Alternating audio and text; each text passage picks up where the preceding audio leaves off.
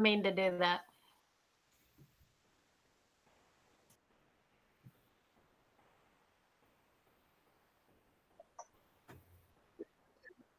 Thank you. Good evening and welcome. We're going to call to order the regular meeting for the Akron Public Schools Board of Education for Monday, December 14th, 2020. Roll call, please.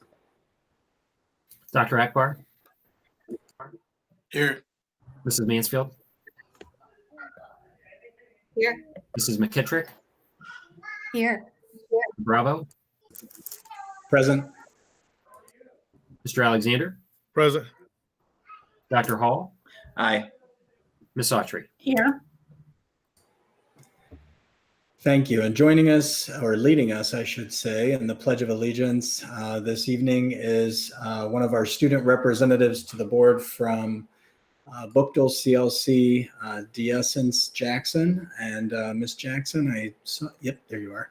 I see you on the call. Whenever you're ready, if everyone else could please mute their microphones and join us in the pledge.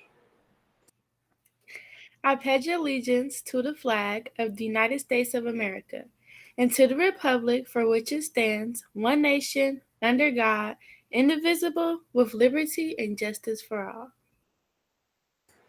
Thank you so much. And as our board will recall, our bylaws state that we will elect a president pro tem to handle the opening portions of our meeting at the beginning of each year, the organizational portion of our meeting where we elect officers. And so we elected Bruce Alexander most recently for this year to serve as our president pro tem.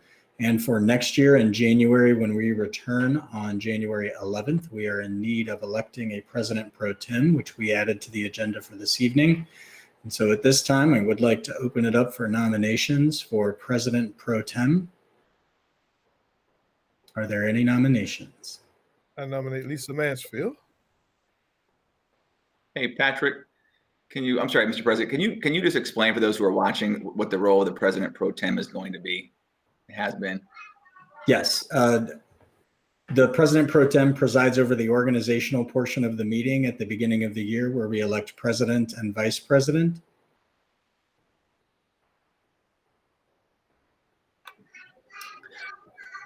I'll second the president pro tem nomination for Ms. Mansfield. Thank you. We have a motion and a second for Ms. Mansfield. Are there, and I should say we have a nomination. Are there any other nominations? Are there any other nominations? Are there any other nominations? Hearing and seeing no other nominations, we'll take a motion to close nominations. So moved. Second. Thank you. We have a motion and a second. Nominations are closed. At this time, we have a sole nomination for Ms. Lisa Mansfield as president pro tem. Roll call, please. Ms. Autry? Yes. Mr. Bravo? Yes. Dr. Hall? Aye. Mrs. Mansfield? Ryan, am I supposed to vote yes or just abstain? Yes. What am I supposed to You can vote yes or abstain. You may. say? Yes.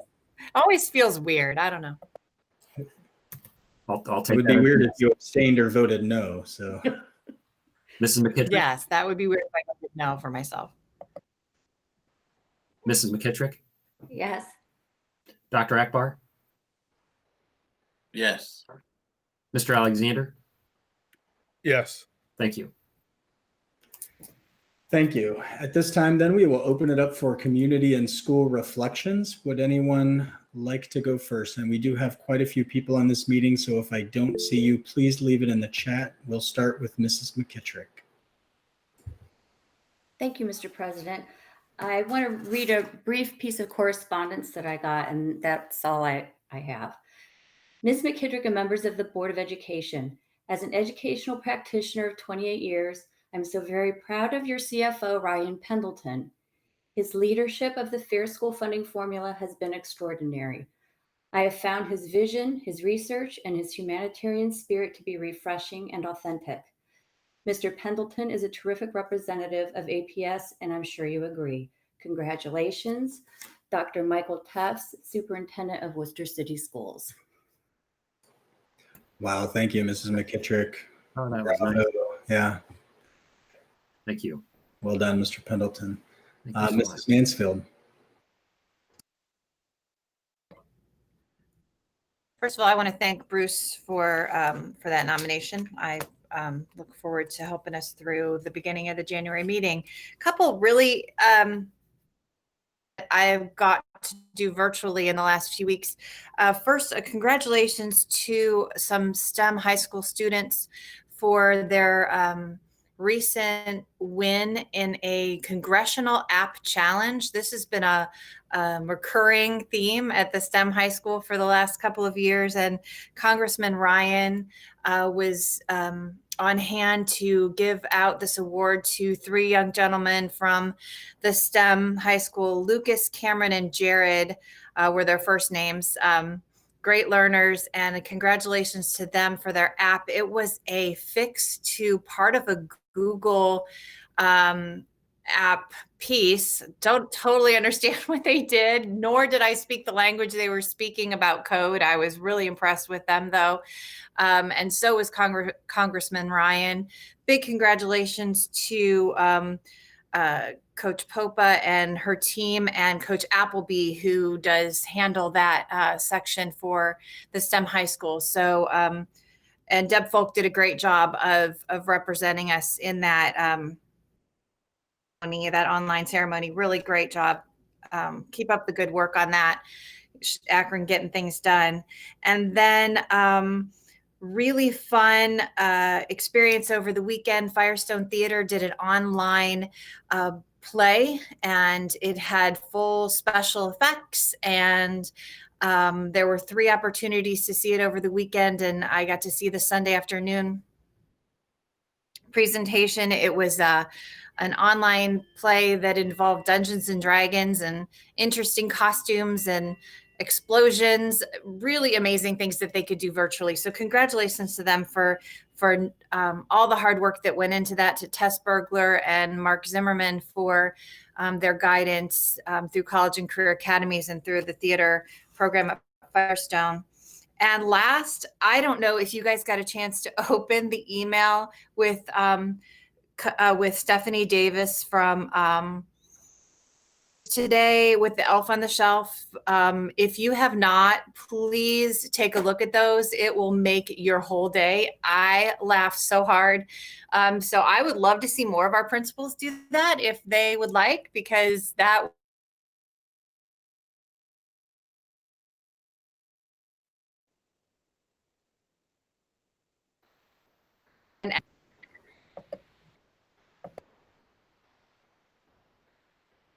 Okay, we're going to give Miss Mansfield a second, make sure she hasn't dropped off. We could just hold up. I think I'm still here. Am I still here? You're still here. You're back. We heard you say you I'm wish here. Every principal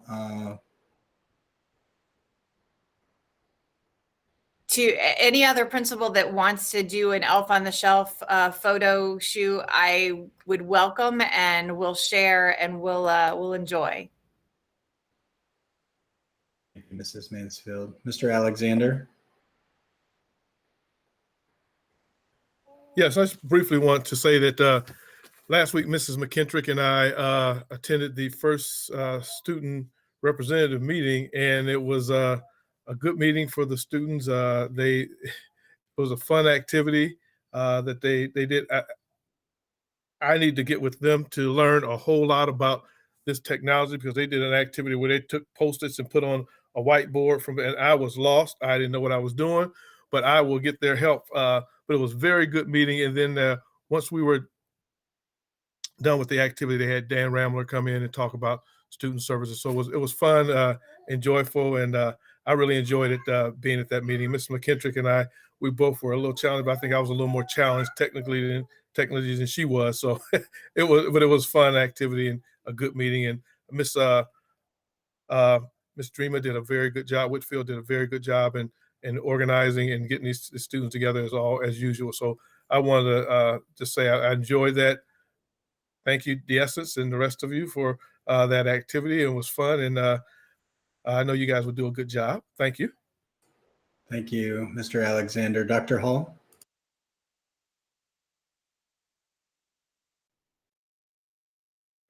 Thanks. I appreciate it, Mr. President. Just checking. I'm having some internet issues. Can you all hear me okay? Yes, perfectly. Thank you. No, I just had one item, call for a brief shout out for, and a thank you to Mrs. Stephanie Andrews. She is the Integrated Language Arts teacher over at the Academy of Innovation and Industry for Kenmore Garfield High School. And she also is the National Honor Society advisor for Kenmore Garfield High School. And their members have kicked off their first service project. It's a sock drive that runs through Friday, December 18th at 4 p.m. And so that's watching, you all should know that socks are the #1 needed item for folks who are homeless of any age or gender.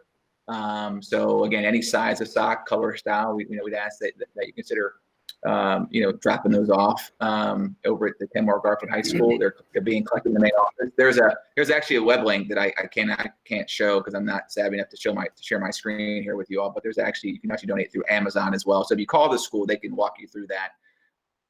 I also want to point out that any socks they donate are going to be donated to Akron Snow Angels, which I think many of us I think are very well aware of Akron Snow Angels and how integral they are to serving homeless people in our community. So again, wanted to thank Mrs. Stephanie Andrews as well as her students over at Kenmore Garfield, and ask anybody who's watching or any of you that are on the call today, consider making a donation. So, and hopefully I haven't violated any board policy by saying that. If I did, then I'll take my swats later after class. Thank you, Mr. President. Thank you, Dr. Hall. Appreciate it. Thanks for bringing that up. Ms. Autry. Yes, thank you. I just wanted to briefly and quickly say thank you to everybody for their condolences and the beautiful flower arrangement during the time of my family's loss and the loss of my father. I just wanted to thank everybody for your prayers and condolences. Thank you. Thank you, Ms. Autry. Anyone else? Ms. Jackson, did you have anything you wanted to share this evening? I hate to put you on the spot. I just want to make sure you saw my comment. Yes, I did have something to share. Good. Please go ahead. The floor is yours. Hi, my name is D'Essence Jackson. I'm a 10th grader at Bookville CLC. I am in a sports medicine pathway and I plan to attend Howard University. I want to study to become an OBGYN. During this pandemic, there has been a lot of ups and downs. The downs are not being able to go to school, or at least, not having an option. I did not get to have a softball season because it was canceled, and my mom would not let me play volleyball because of the outbreaks the newspapers reported. For me, the ups are good teachers like Miss Davidson and Miss Turk. Miss Davidson is very understanding and she is all about helping her students and not adding more pressure during this time. She always keeps her students notified so we won't be shocked about anything. She makes math easier to learn by engaging with her students. She makes sure if we are struggling, we can always come to her. Miss Turk is my language arts teacher. She has been my teacher for 2 years now. She makes me want to come to class because students are able to get the job done, but we can still laugh with her. Miss Turk is very invested in her students. She always comes to class with a happy spirit, even if something has bothered her during the day. If students in Akron Public Schools were to have more teachers like Miss Davidson and Miss Turk, I feel as if more students would want to come to class and they would actually enjoy it. Students' test scores and grades and attendance would go up. Students will have more opportunities like college. Students compare college and high school a lot, so they think since school is difficult, college will be difficult. If students have more understanding, outgoing, and fun teachers, more students will actually want to attend college. Speaking of fun, I received an email about the Bookville Harvest Festival. I wasn't able to attend, but I heard a lot of great things about it that I wanted to share. There were 87 participants in the Harvest Live virtual event. 142 parents entered the secret code and viewed the videos. 502 dinners were reserved for the Harvest Dinner drive-thru. There were 367 dinners that were picked up at the drive-thru. 63 dinners were delivered to homes, and food baskets were delivered to the homes of families who indicated they needed food on the exit ticket. The baskets were delivered by the family liaisons, Ricky Powers and Maya Christian. 82 remaining dinners were divided among volunteers. The Harvest Festival YouTube video was viewed by 196 people as of November 25th. Academy coach Deanna Edwards coordinated the event. I would also like to thank Mrs. McKittrick for meeting with me. We had a great talk over lunch. The student board members look forward to seeing you all on Wednesday at the virtual holiday celebration. I won't be able to attend, but I wish you all a great time. On behalf of the student board members, we wish everyone a happy and safe holiday season. Thank you. Thank you so much. What a treasure to hear from you. Appreciate the updates from Bookdale CLC. Would anyone else like to jump in? I actually just had a question for Ms. Jackson. Yes, please. You mentioned that she had lunch with Ms. McKittrick. I just wanted to ask, can you describe what she looks like? Not fair, not fair. So just teasing, Ms. McKittrick, just teasing. We do miss your face, Miss McKittrick. I can see you again in person. Couldn't happen. Anyone else? Yeah, great update. Anyone else? Okay. Hearing and seeing none, thank you all for sharing your community and school reflections. We have no request to address the board tonight and no recognitions, but we do have a very exciting presentation this evening, and we're so very happy to, or I'm very happy to turn the floor over as we talk about Portage Path and the International Baccalaureate program. So at this time, I will turn it over to, I believe, Dr. Ellen McWilliams-Woods and our team at Portage Path. Thank you, Mr. President. We are very excited to be here tonight, and I am going to give the honors to Mrs. Mansfield and Mrs. McKittrick to introduce our special guest tonight. Thank you, Dr. McWilliams-Woods. So our Instructional Policy Committee is pleased to bring a special presentation to you tonight.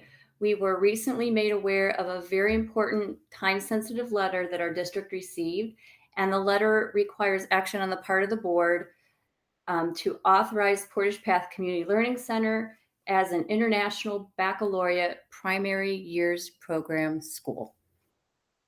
And so now we have invited Principal Summers to share some information with us. So Principal Summers, take it away. Good evening. Tonight, I'm happy to share a story of transformation, connection, and success. Over the past 3 years, Portage Path has embraced the work of becoming, let me take a breath, an International Baccalaureate Primary Years Program World School. This work has brought about many positive changes to our learning community. Last month, we completed a virtual verification visit from IB and waited patiently for our results. I wrote a poem about the evening I received those results, and I would like to share it with you. The title of the poem is Merry Christmas from the International Baccalaureate. 'Twas a night just like all nights with virusy doom. No students, just face masks and hearts filled with gloom. Checking so many emails, 2003. Wishing that at least one of them was from IB. While students are working on Chromebooks from home, GoGuardian follows wherever they roam. So I freshened my coffee, leaned back in my seat, and joined my 505th Google Meet. When suddenly Jill called in a whispered exhale. She squeaked, "Oh my gosh, hurry, check your email." I opened my email with super fast speed to find information I'd waited to read. I squinted my eyes at the screen all aglow, scanning for the answers IB would bestow. When what to my wondering eyes should appear, the best news I've gotten this whole COVID year. The letter revealed that IB was impressed with zilch, nada, no matters to be addressed. IB gave us 8 commendations to claim. Our teachers belong in IB Hall of Fame. The letter included such grand salutations. Merry Christmas to all, and congratulations. I'm thrilled to announce that Portage Path has met requirements to be an authorized IB PYP school. And at this time, I would like a few members of the Portage Path team to share some details of our journey. Good evening. I am Elizabeth Toppin. This past summer, I humbly joined Portage Path CLC as the Dean of Students. The journey of Portage Path CLC as an IB World School will carry on the mission to empower students to become inquiring, compassionate, lifelong learners who demonstrate respect for all and take action to create a more peaceful world. I witnessed and became a part of this mission from my first day. Our learning community, educators, students, and their families share and live the same message and vision. There was and is no room for confusion. Good evening. My name is Jill Holcomb, and I'm the IB coordinator at Portage Path. I'm excited to celebrate our Portage Path community and give you a glimpse of our 3-year journey. So we were actually ready for our IB visit, our authorization visit back in May. However, the pandemic altered our plans. And when we found out virtual visits were the only type of visits taking place this year, we really wondered how we could possibly share everything that has taken place within our community, the complete transformation the past few years. Well, we soon found out we had nothing to worry about. And here's some evidence of our transformation. The community transformation, well, in the spring of 2017, we had a total of 13 families take part in our evening reading night. Our last in-person family event had over 300 participants. And even our last drive-through this fall, we had almost 200 participants. Our school culture transformation. Our school culture and climate change through our development and our understanding of the IB learner profile attributes and our classroom meetings. And the more you get to know your classmates, the more likely you are to treat each other with respect and a more caring attitude. Learning transformation. Well, students are actually partners in the learning process. They're inquiring, they're creating their own meeting, they're learning to research, and they're taking action with what they've learned. The teaching transformation.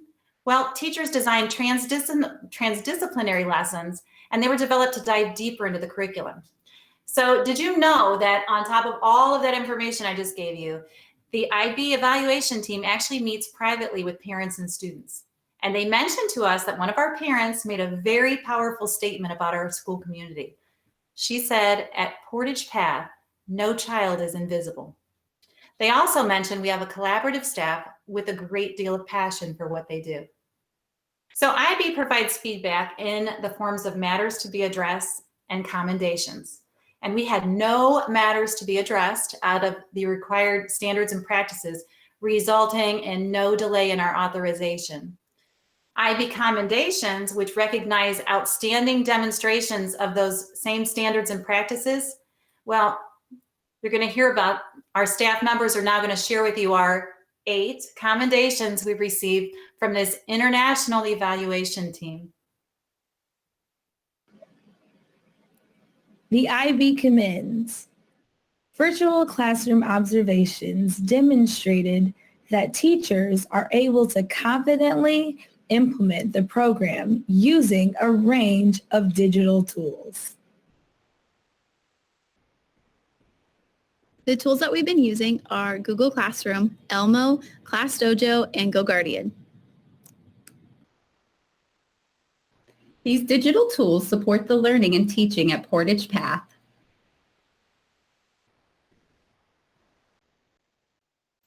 The IB commends. Virtual observations demonstrate that teachers value student thinking. Teachers acknowledge and thank students for their input. IB commends.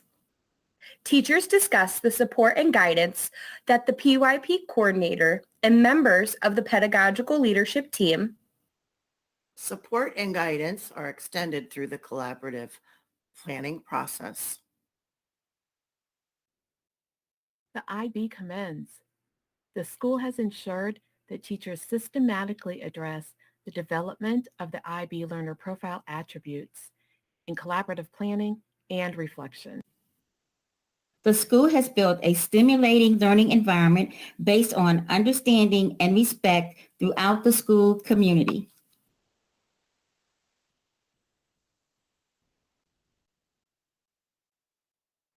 The IB commends that the learner profile is a natural part of the school discourse.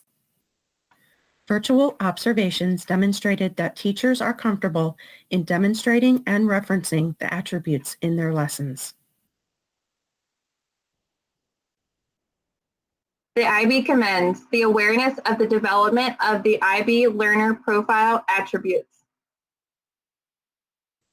The awareness extends across the school community, which includes students, teachers, parents, and pedagogical leaders.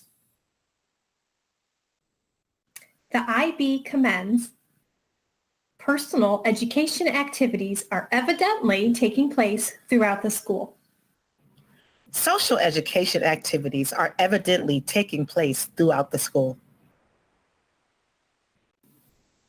What I like about Portage Path is that no child is invisible. Nous tenons à remercier les autres écoles de l'IEB dans la région académique, Case, Resnick, King, Litchfield et Firestone pour leur soutien tout au long de ce processus. Nous remercions aussi à Dr. James et notre formidable commission scolaire. Nous sommes très honorés de travailler dans une académie qui maintient une telle vision de la réussite pour tous les élèves. L'ABS, c'est notre fierté.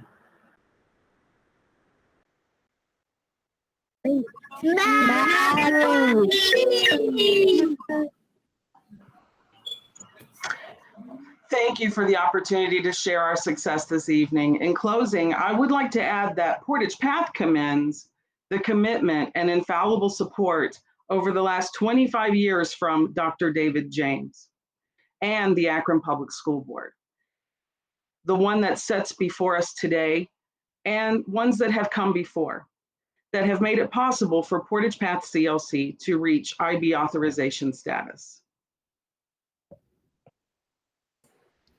So, Mr. President, I want to add a few things to this. We are the only urban district in Ohio and in surrounding states that have an IB continuum for students in grades K through 12. From an idea developed by a small group of teachers in 2012 to this announcement with a 6th IB school to become authorized, this Board of Education commends the superintendent, Dr. McWilliams-Woods, Mrs. Oatley Kelly, Mrs. Karen Gijic, and the entire faculty and community of Portage Path International Baccalaureate Primary Years Program Community Learning Center. That is a mouthful. Thank you all, and we are so very proud of your achievement. Thank you so much. Thank you, Ms. Mansfield. And congratulations to all of you. You know you're doing what you love when my face hurts right now from smiling and laughing. What a wonderful presentation. And Mrs. Mansfield pointed out, and rightfully so, that this was a teacher-led effort. I mean, this really came from the staff, the building level staff on up, and was supported by the folks who are going to be implementing it, and started by the folks that were going to be implementing it, and years in the making. So congratulations to all of you. I mean, well done, well deserved. We're so excited for you and appreciate the hard work that you've poured in, not only to this effort, but into our students every day. So thank you so much and congratulations. Would anyone else like to add anything? Great. Thank you so much. Thank you for being here tonight. Wonderful presentation. I'm going to try to stop smiling. All right. At this time, we are going to jump into the business portion of our meeting. Hard act to follow, but we do have some things to get done this evening. So at this time, we will take approval of the previous meeting minutes for our special meeting for November 24th, 2020, and our regular meeting from November 30th, 2020. Will entertain a motion. So moved. Second.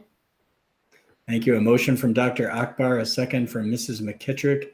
Any comments, question, or discussion on the minutes? Hearing and seeing none, roll call, please. Mr. Bravo? Yes. Dr. Hall? Aye. Mrs. Mansfield? Yes. Mrs. McKittrick? Yes. Dr. Akbar? Yes. Mr. Alexander? Yes. Ms. Autry? Yes. Thank you. Thank you. And superintendent's recommendations, personnel. Yes, Mr. President, I wish to recommend approval of the personnel recommendations presented in categories 5 through 16. Thank you. Do we have a motion? So moved. Second. Thank you. We have a motion from Mrs. McKittrick, a second from Mr. Alexander. Any comments, questions, or discussion on the personnel recommendations? I had a quick question. Yes, ma'am. It was just on item 13.2, male truck driver. I think it said new position. I was just curious as to what we did before this, or was it just someone who didn't have that official name? I'll let Mrs. Folk address that because that was a result of our last negotiation sessions with Local 100. Good evening. In your response to your question, Mrs. Autry, this was a operator 1 position that is part of the Buildings and Grounds Department, who are the people that oversee the actual outside care of the properties, the trees, the cutting of lawns, the bushes, etc. And we felt that we needed 2 of those positions back into the crew to help service those areas in a proper maintenance form, and created these part-time positions to only deliver the internal mail. And this was something negotiated so we could get our civil service positions back into a full operational mode, and also be able to handle vacations and absences and still maintain the properties in the way in which we want to maintain them. Thank you. You're welcome. Good question. Thank you, Ms. Autry. Any other comments, questions, or discussion? Hearing and seeing none, roll call, please. Dr. Hall?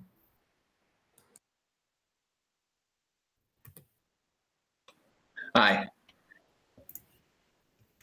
Mrs. Mansfield? Yes. Mrs. McKittrick? Yes. Dr. Akbar? Yes. Mr. Alexander? Yes. Ms. Autry?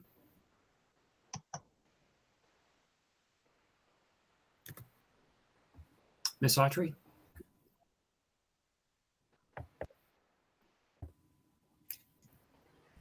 Can you hear us, Ms. Autry?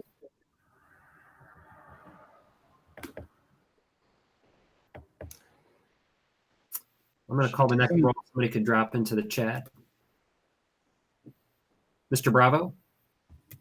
Yes. Ms. Autry doesn't appear to be frozen, but there may be an audio problem. So let's check to make sure she can hear us. She looks like she can't hear.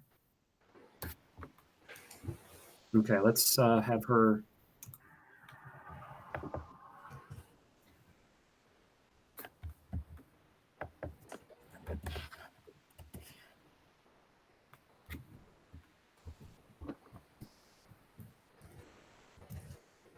Let's have her log out and log back in. We'll hold the roll until that time. Great.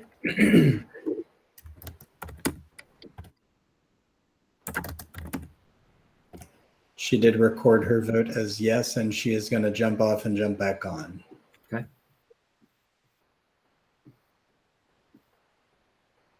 Thank you all for being patient. Just a reminder for the public that's joining us this evening, as we're conducting our meetings virtually, our requirements under Ohio Attorney General guidance is that any time a voting member needs to exit the meeting due to technical problems that we hold the meeting until they are able to rejoin. So we're going to give her just a moment to do that.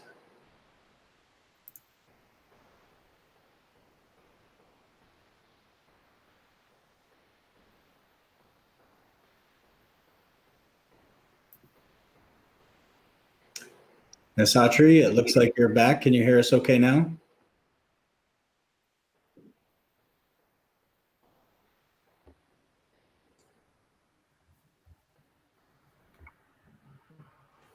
I can't hear anything. Oh, we can hear you. I just heard that.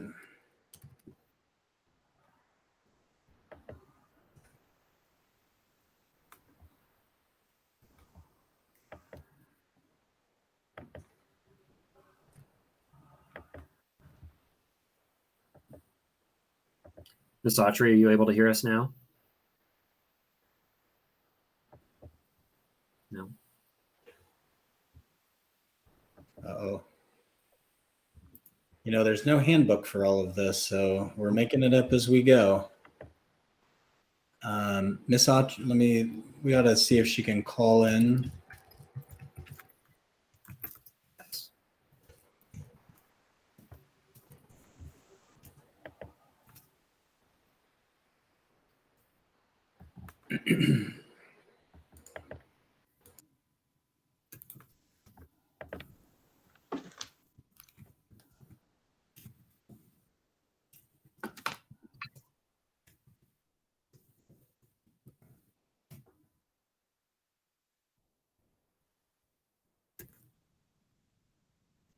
Go pull that call information.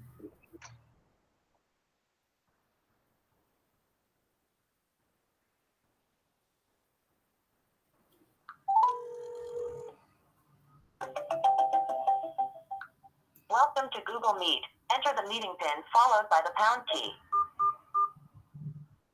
I can mute her if we need to. On that part. Thank you. Use your phone to listen and speak to the meeting.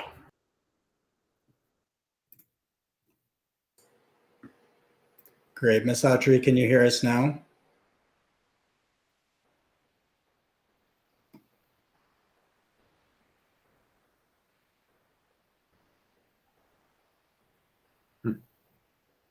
Ms. Autry, can you hear us yet? I don't see another number coming in. I don't either, but we know she just joined. It might have been for the executive session. I was just thinking the same thing. We might want to check with her. I'm going to copy that call-in number.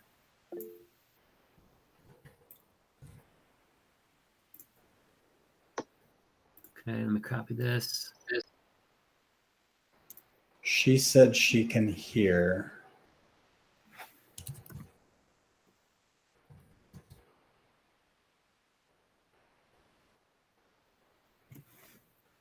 Hello? Yes, we can hear you. Okay. Great. Perfect. We do have a open item on the table. Ms. Autry, you recorded your vote as yes in the chat. Can you confirm that, please? Yes. Thank you very much. Thank you. Motion passes. Mr. Superintendent, consent agenda.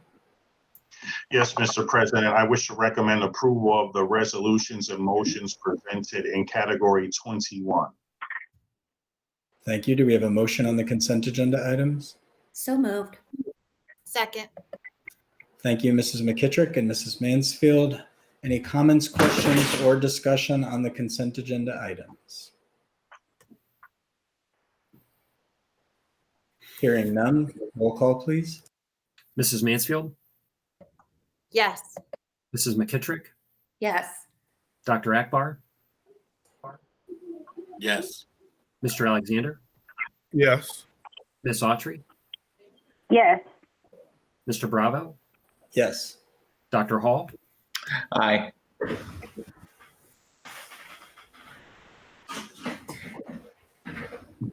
Okay. Business affairs. All right, and finally, Mr. President, I wish to recommend approval of the business affairs recommendations presented in category 23 and would like to point out items numbers 23.20 and 23.21, which are the Goodyear Tire and Rubber Company's agreements or memorandums of cooperative agreement as a name partner at the Elliott Community Learning Center and our National Inventors Hall of Fame STEM High School. There was a virtual announcement made last week regarding that. Yes, thank you. Do we have a motion on the business affairs agenda items? So moved.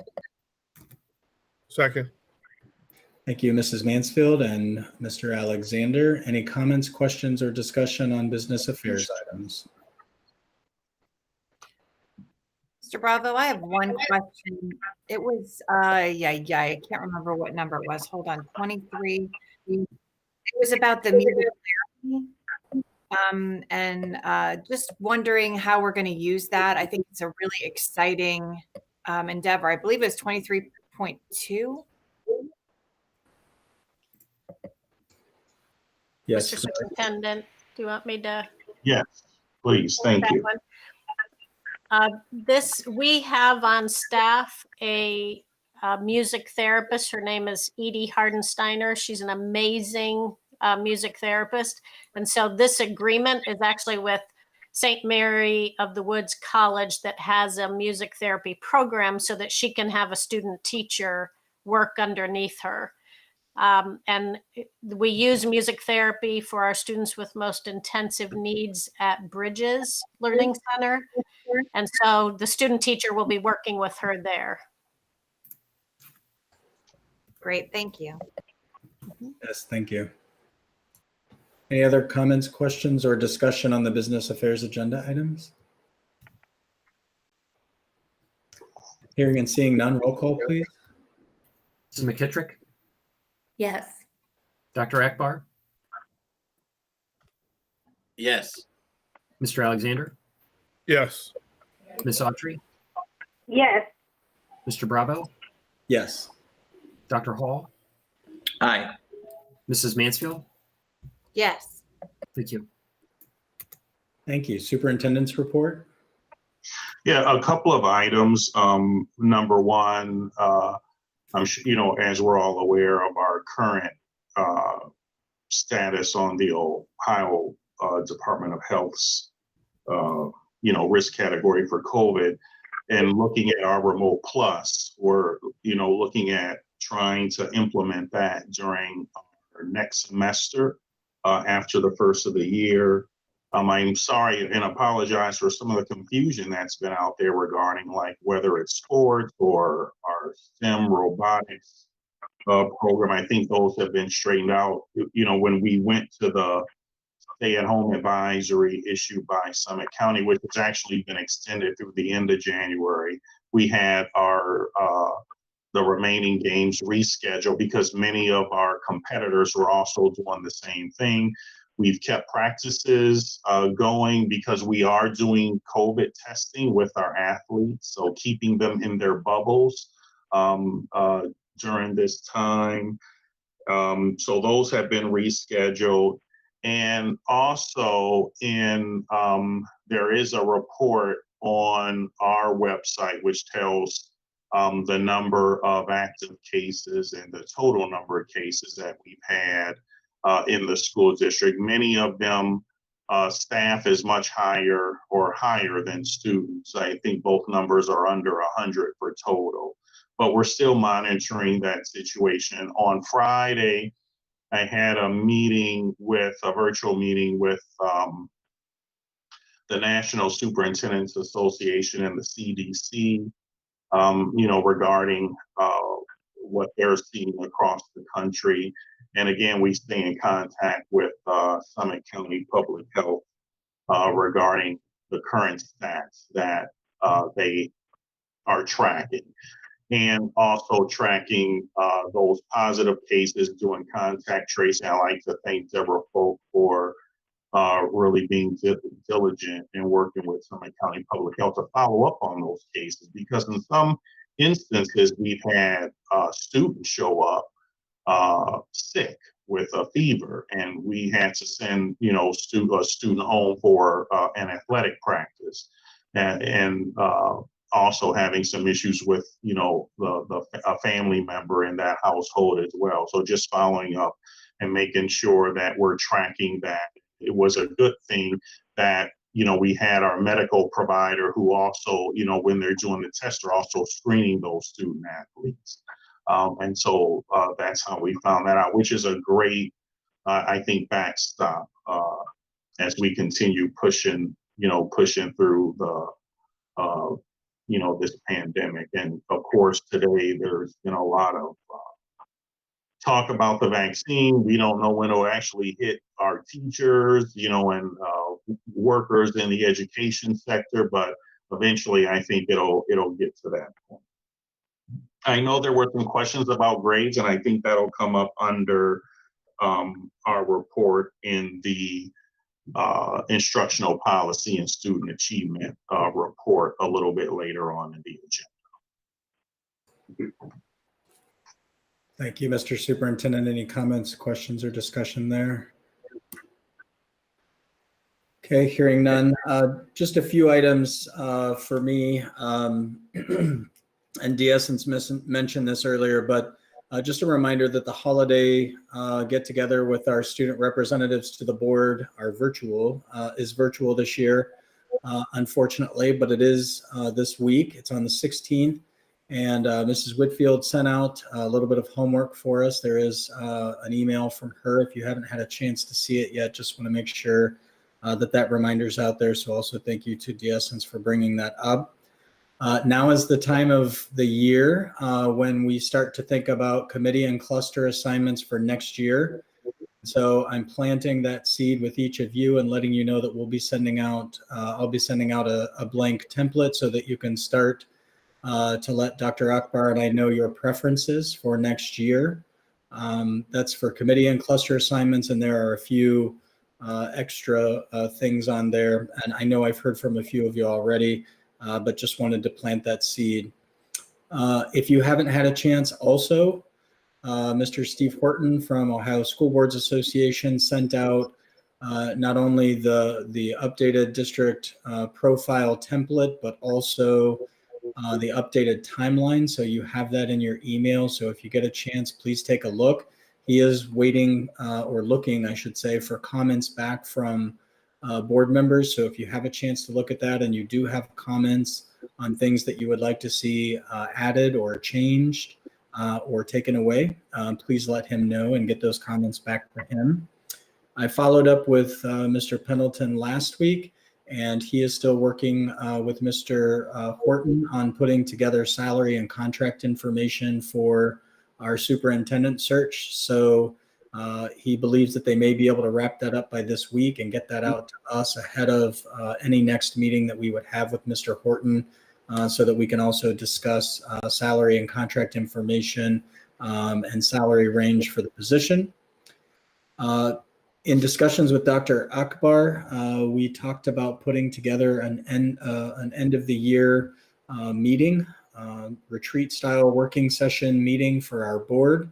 The 3 agenda items would be just an end of the year wrap up, finalizing any work on our advanced APS 3 and 3 document that we worked on during the retreat in August.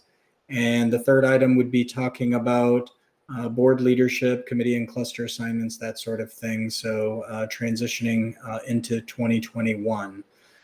So we are going to send out, I will work with Mr. Pendleton, and we're going to send out 4 possible dates, the 21st, 28th, 29th, and 30th. So that's next Monday, and then the Monday after, Tuesday and Wednesday. We'll get that out to you. We talked about that again today in a follow-up to our meeting this morning. So we'll get that information out to you and find out what day works best for you. We know that we're coming up against the holidays, so we appreciate the commitment if you can make the time so that we can talk about these couple of important things. The advanced APS, by the way, is what would also, when we talked with Mr. Horton, the idea would be that that would be included in the district profile. So we do need to wrap that up so that we can get that in as part of the district profile for the superintendent search. That is it for my report. Any comments, questions, or discussion for me? Okay. Pendleton, Treasurer's report. Thank you, Mr. President. I did talk to Mr. Horton, the consultant, today, and we worked on the superintendent salary survey. I don't know that it's his intention to have it done by the end of this week.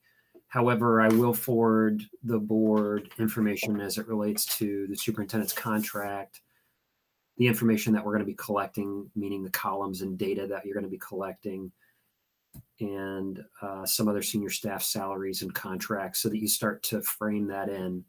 His idea was to have that in place in January, although I'm going to be on a call tomorrow with the Ohio 8. I was going to advance some of that survey data for SBA. So, Mr. President, you and I can talk tomorrow and make sure that we're filling up the plate, so to speak, over the holidays before we get into January and the official announcement.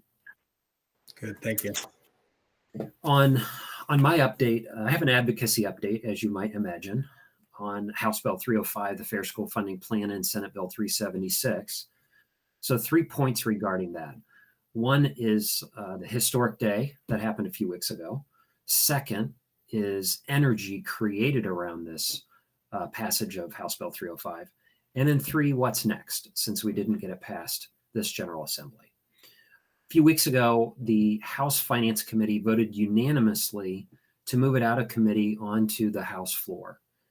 As you're well aware from all 3 ed associations, there was a historic day with a overwhelming vote of 87-9 to pass the first constitutional fair school funding plan in the General Assembly in well over 20 years.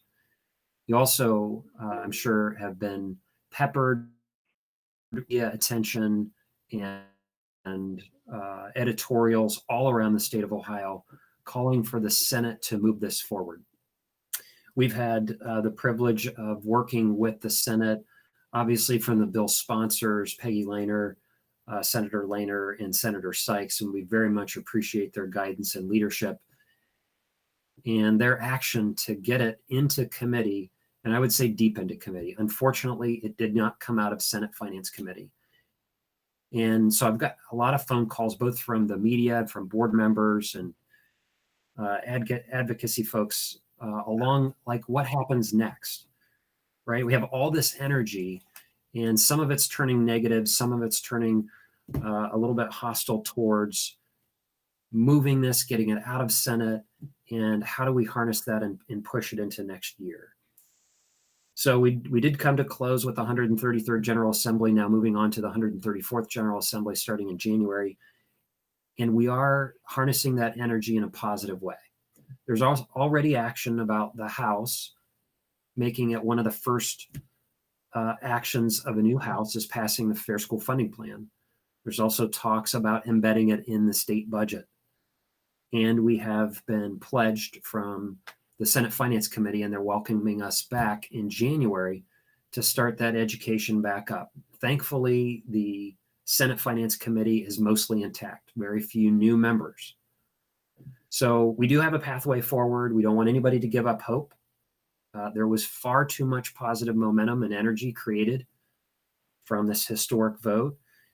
We just have a different vehicle now with the state budget. The goal of the budget process is that this doesn't get lost with the dozens, if not hundreds, of other competing interests during a biennium budget process. And that's what the House and Senate are talking about, and the bill sponsors are talking about now. How do we continue that momentum so that it doesn't get bogged down in the biennium process? So stay tuned for that. We're going to be talking about that in more detail come Wednesday night in Finance Committee. And you certainly haven't heard the last of it from me either. I'm not going to give up that easy. Thank you. Thank you, and we know you won't. We appreciate your efforts and your hard work. Thank you. Any comments, questions, or discussion for Mr. Pendleton? Mr. President, I just have one comment in general, and that is to say that the hopeless romantic in me we'll continue pining away for the passage of a Fair School Funding Act, and I believe it will happen. So that is all, sir. That is all. Thank you. Yeah, I believe there's no denying the momentum that's been built this year, and certainly due in no small part to the efforts of our own district and Mr. Pendleton and the work of others. And so I'm with you, Dr. Hall. I think it's coming. We just have to, unfortunately, at this time, be patient. I am a little disappointed, though I'll spare everyone the editorial comments on a few of the things that maybe the Senate decided to take up instead of fair school funding, but we'll leave that there. Committee reports, finance and capital management. We don't have a report at No this report. time. We're meeting Wednesday. Thank you. Looking forward to it. Legal contracts and board policy. And as we open this up, I just want to take a moment to thank Dr. Akbar and Mr. Alexander for the outstanding work and the commitment and the hours that I know went into finalizing a couple of the policies that are before us this evening. We appreciate this, and we know it puts us as, if not the first, one of the first, certainly in the state and maybe across the country as a school board to do some of the things that we're doing. So we appreciate you and we appreciate your work. Your efforts are outstanding. Thank you. Okay, thank you, Mr. President. The Legal Contract and Policy Committee met on December 7th. We had a lot of discussion. We had two topics we basically spent more time on, specifically the racial equity policy. There were areas that we wanted the student services to look at so we can kind of reframe and get more input from them. We can reframe some of the areas that we were looking at. Some of the areas, or a couple of the areas where we talk about with the MOUs and AEA, which some of the language we have to work with them on to change when it comes to discipline, because it's been so much that we'd have to make sure we correlate with them. We also have to look at the disciplinary policies that we already have, 5500, 5600, and 5610, which is dealing with discipline.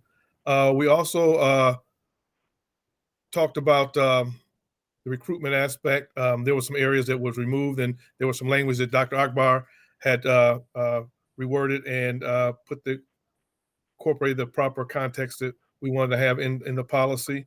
That was a good piece that he's done it. And just before as I move on, Dr. Akbar has put a lot of time in this. I want to take the time to publicly thank him because he has put a lot of time in this policy. We both started out, but he has put a lot of input and spent some long nights too working on it. So I want to put that out there. We also went on to talk about the finance and the resources of allocations with the finance committee. We know that Mr. Pendleton has already been looking at that. He started looking at that maybe a little over a year ago. So we know that he's working on that. So we didn't have a lot of comments on that. Dan Ramler and his staff to look at look at the policy and give more of the input as well. And they are going to get with Dr. James to make sure they can give more input so we can be clear on some sections on discipline. So it was a lot of excuse me, a lot of discussion on the racial equity policy. We also discussed policy 7250, which was commemorations of school facilities. And Mr. James presented it for the second reading.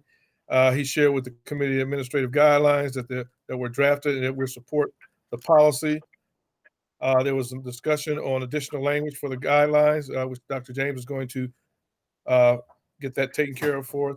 And know that some of that included the background investigation of individuals being recommended for naming, a minimum period of time before naming rights would be reconsidered, and community comment period, where the community would have a period of time to comment on the individuals who might be recommended to have a name for a building, stadium, library, whatever it may be. And then we went on to talk about bylaws 0155 committees, and that was discussed. And Mr. Bravo had some information that he talked to us about, which we're going to look at our legal counsel to make sure that we're not violating any laws and make sure we follow all the proper protocol that's needed for committees. And I also wanted to state that the individuals who that were there at the meeting was Dr. Akbar, was Dr. James, Mr. Bravo, Valerie McKittrick, and Dr. Hall. And I want to thank all of them for their input. Dr. Hall had some good questions and made us think about a couple things that we need to think about. And Ms. McKittrick, she had some information and some areas also that she made us think about and question, which is always good for building a great policy. So I wanted to thank them for being there. And we were going to have of the racial equity policy, but we're going to wait for that until after executive session. But we will look for a third reading of the new policy 7250, commemoration of school facilities. This is the third reading and final reading for that. We will request for approval of that right now, and then we will wait on the equity policy to after executive session. And we also want to vote, on the bylaws 0155 committees. So we'll be voting for tonight on new policy 7250, commemoration of school facilities right now, as well as the bylaws 0155 committees. Thank you. Thank you. For clarity, the bylaws for committee is just up for first reading. Yes, thank you. I'm sorry. Thank you, Dr. Akbar. It goes back to committee, yeah. Yeah, so a first reading on the bylaws that will then go back to committee. But we do have a third and final reading on new policy 7250 for the commemoration of school facilities. We'll entertain a motion at this time to approve that policy. So moved. Second. Thank you. We have a motion from Mrs. Mansfield, a second from Ms. Autry. Any comments, questions, or discussion on this policy? Mr. President, I have a few comments on the commemoration policy. So I was asked a question regarding whether that naming would have any impact on any buildings that are currently under construction. Currently, no. If there was to be any type of change on the name, we would need to know that by August 1st of 21.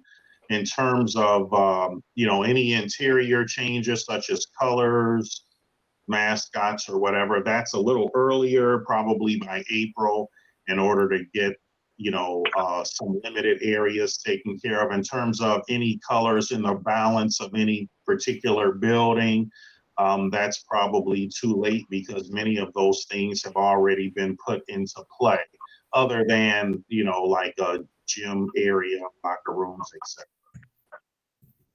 Good. Thank you for that. And a couple of you have email updates on some of that. So if you get a chance and can take a look at those, that'd be great. Any other comments, questions, or discussion? Hearing none, we have a motion and a second on the commemoration policy. Roll call, please. Dr. Akbar? Yes. Mr. Alexander? Yes. Ms. Autry? Yes. Mr. Bravo? Yes. Dr. Hall? Aye. Mrs. Mansfield? Yes. Mrs. McKittrick? Yes. Thank you. Thank you so much. Instructional policy and student achievement. Thank you, Mr. President. We had a meeting last week, and we discussed several things that I would advise that you please take a look and make sure you look at the documents that were attached. A lot of really good information about IPS and college and career academies. And we also discussed grades and some of the importance of the January back to school and what that might look like. So I'm going to turn it over to Dr. McWilliams-Woods to talk about grades that we know about for so far this semester. Thank you, Mrs. Mansfield. We do have our marking period 1 grades that closed at the end of October that we reviewed at instructional policy. And those are our marking period or quarter type grades. Our second marking period doesn't end until January 15th. So that will be the close of the actual semester.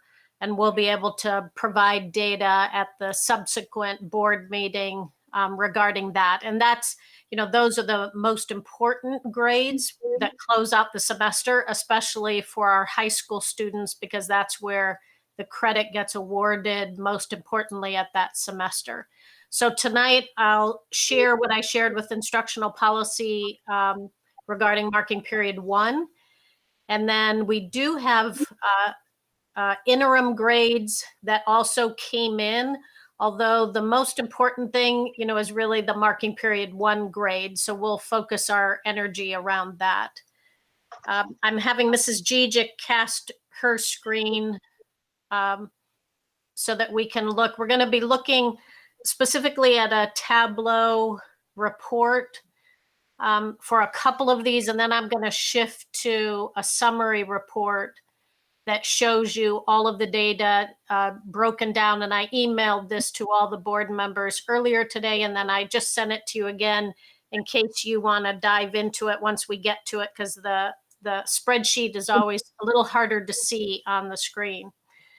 But what you're looking at is the Tableau report that we use that we can drill down to all of the different demographics. We can do grade by grade band, by program area, even some of the programs like Project Grad, we can look specifically and drill down to see what the grade distribution is for programs like that. We can do it by ethnicity, gender, etc. The other amazing thing about Tableau is, and we can't show you because it has individual kid names, but if we scroll down a little further, we would see every single student in our 21,000 district. And we could see right below this line right here, where Mrs. Gijic is stopping, are all of the students. So whenever we select a course that we want to look at, or an ethnicity that we want to take a look at, or we can look at all the students in a certain grade in a certain school who have F grades, it will show us all of their unique data down below so that we can quickly look at which students need intervention and support. So at the high level, when we look at the grade distribution, what we're looking at is a comparison. The first 2 columns are language arts or English. So language arts, the first 2 columns, we're comparing 2019-20 marking period 1 with where we are this year in after marking period 1. And if you look at the top, the A range is the dark green. We're from 26.5 last year at the end of marking period 1, and this year we're at 26.9. And you can see that that obviously is pretty consistent with the number of students who've earned A's in the district. And then same thing, the next 2 columns are math. When you look at the A range, it goes 24.6 in 1920, and we're at 25.1 at the end of this marking period. And as you just kind of glance across the science and social studies, it's a little bit unique because elementary, we didn't have separate grades for science and social studies because we incorporated those concepts into language arts and math. So we're comparing a little bit of apples and oranges there in science and social studies. So we won't spend as much time tonight on those. And the far right column is career education. That CARE is just short for career ed. And you can see the A's dropped from 43.9% in marking period 1 in 2019-20 to 39.8% this year.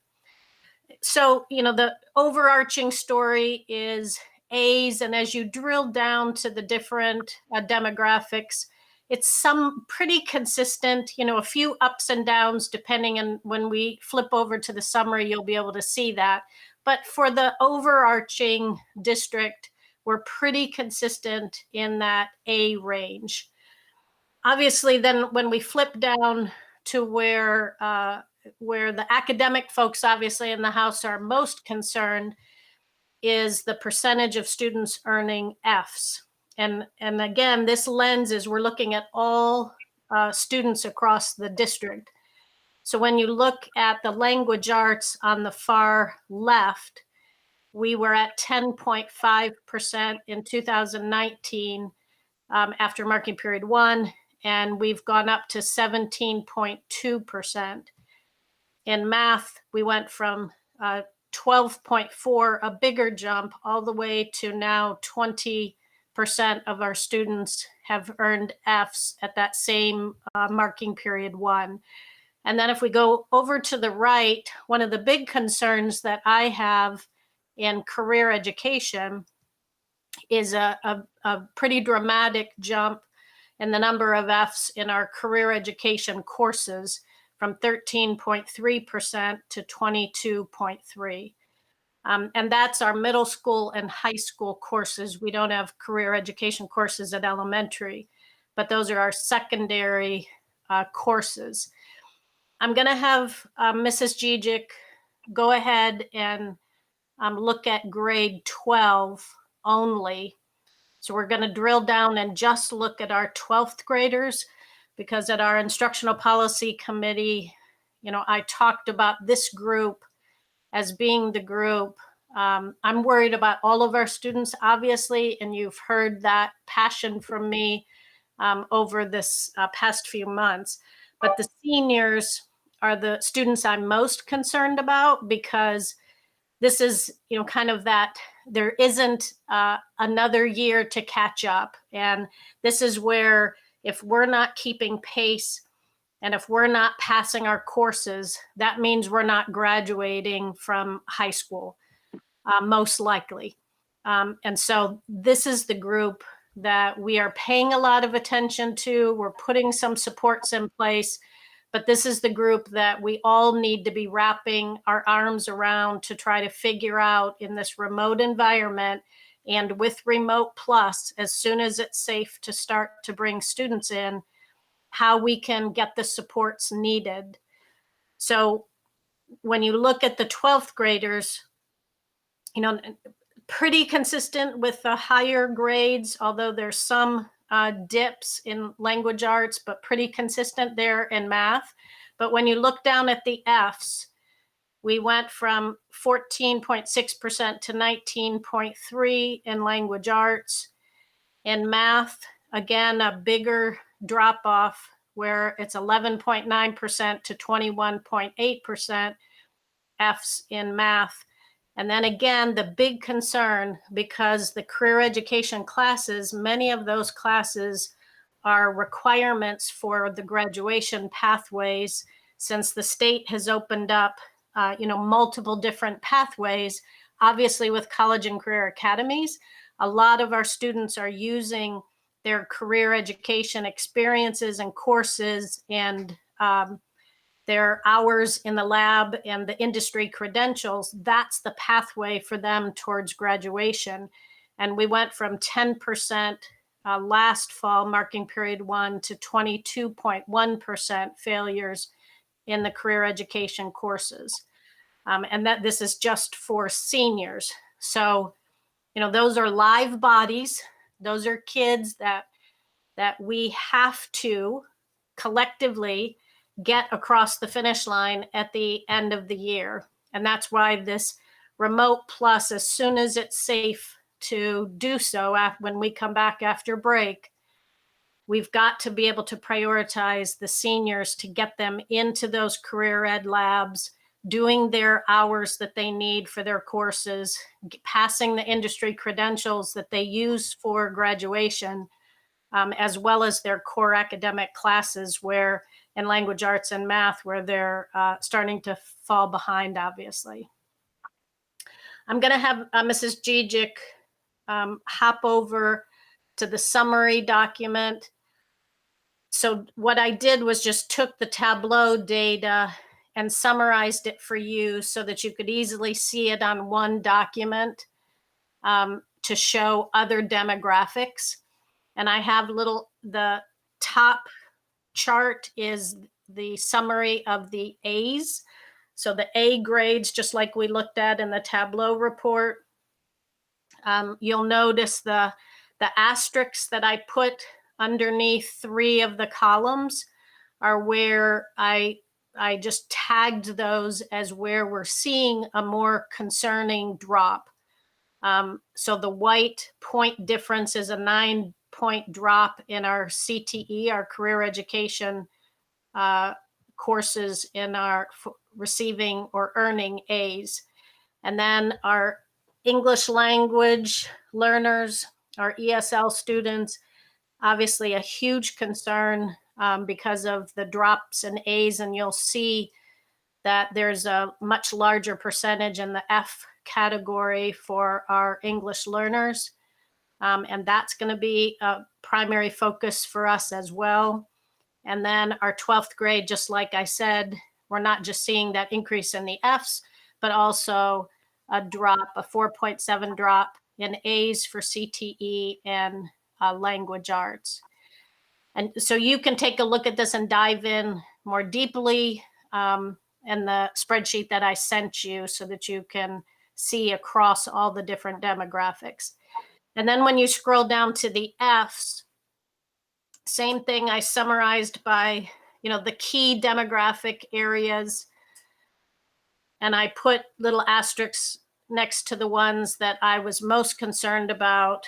And the English learners, the ESL, is a huge concern because the positive numbers there mean there's more Fs from 1920 to 2021. In our CTE courses, for example, it went from 10.7% to 31.2% receiving Fs, and that's a 20.5 difference.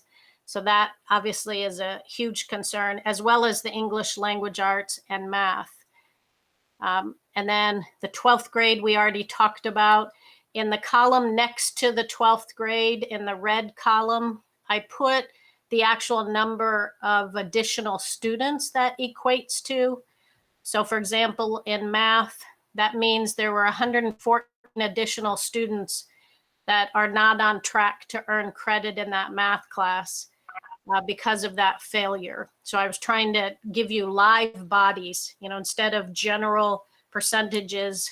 This is 114 students additional compared to years past that were that are now failing, that we have to figure out a way that as soon as we're safe to come in for Remote Plus, that we can provide that service.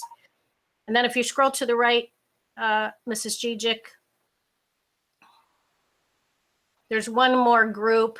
We also are seeing, double-digit increases in the percentage of students receiving the Fs in middle school as well. So the distribution was 11.3% in 1920 received Fs, for example, in their career ed classes, or in math, it's 13.8%, and it went up to 26.5%. So middle school, in terms of those failing grades, same thing.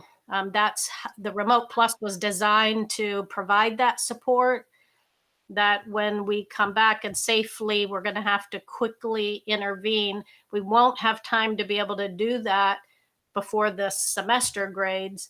But we, obviously we're not just letting kids, not get intervention support in the remote environment, but the face-to-face will be able to give a whole nother layer of support for the students.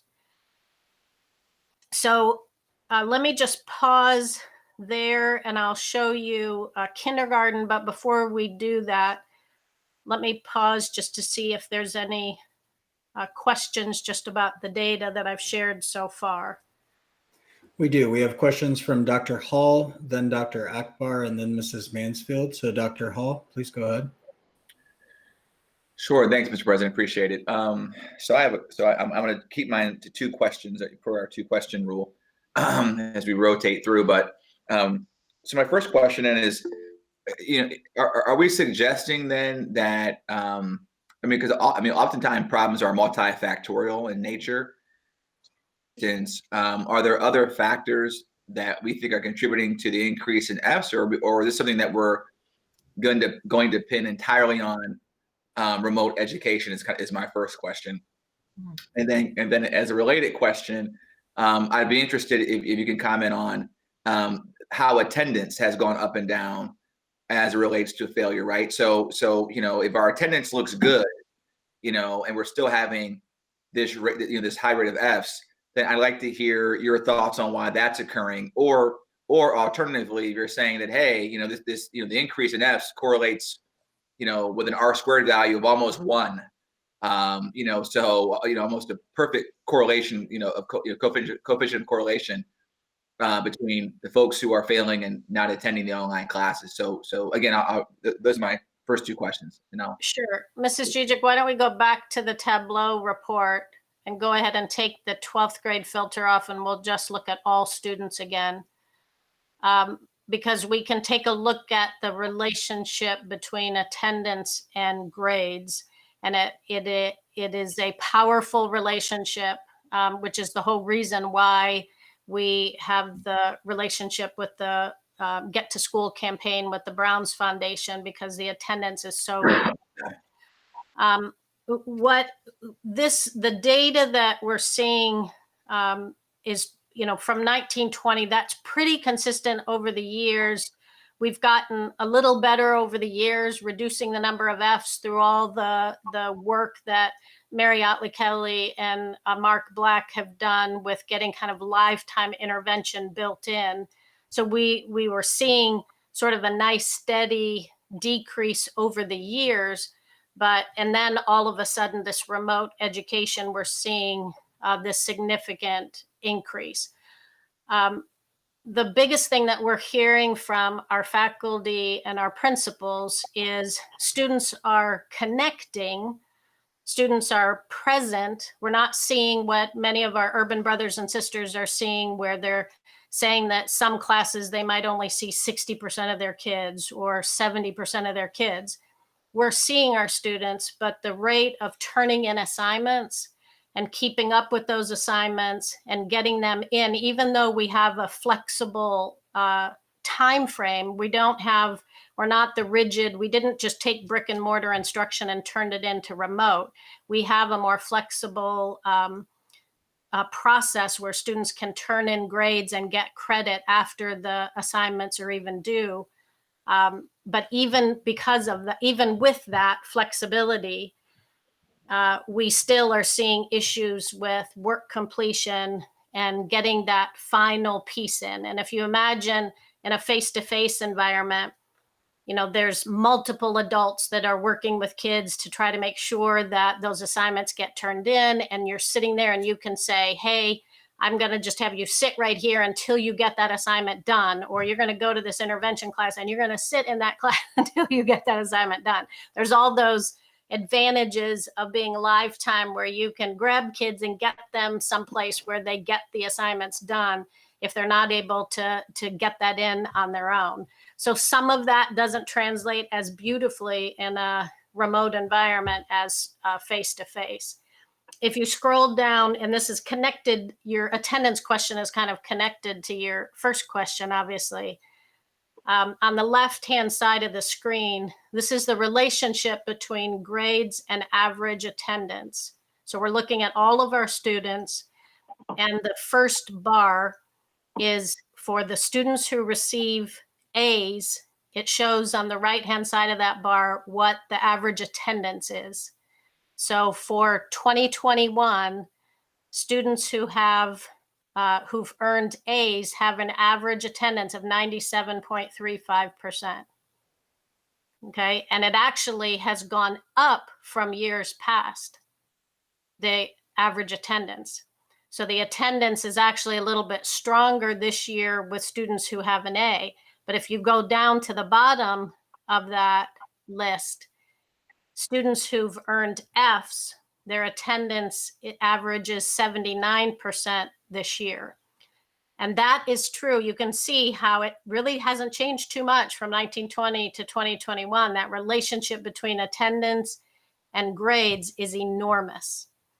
And that's why attendance is so critical for us as a district, that when kids are in school, when we have them in front of us remotely or in front of us, sitting in brick and mortar days, the students perform so much better. And that's what we always strive for.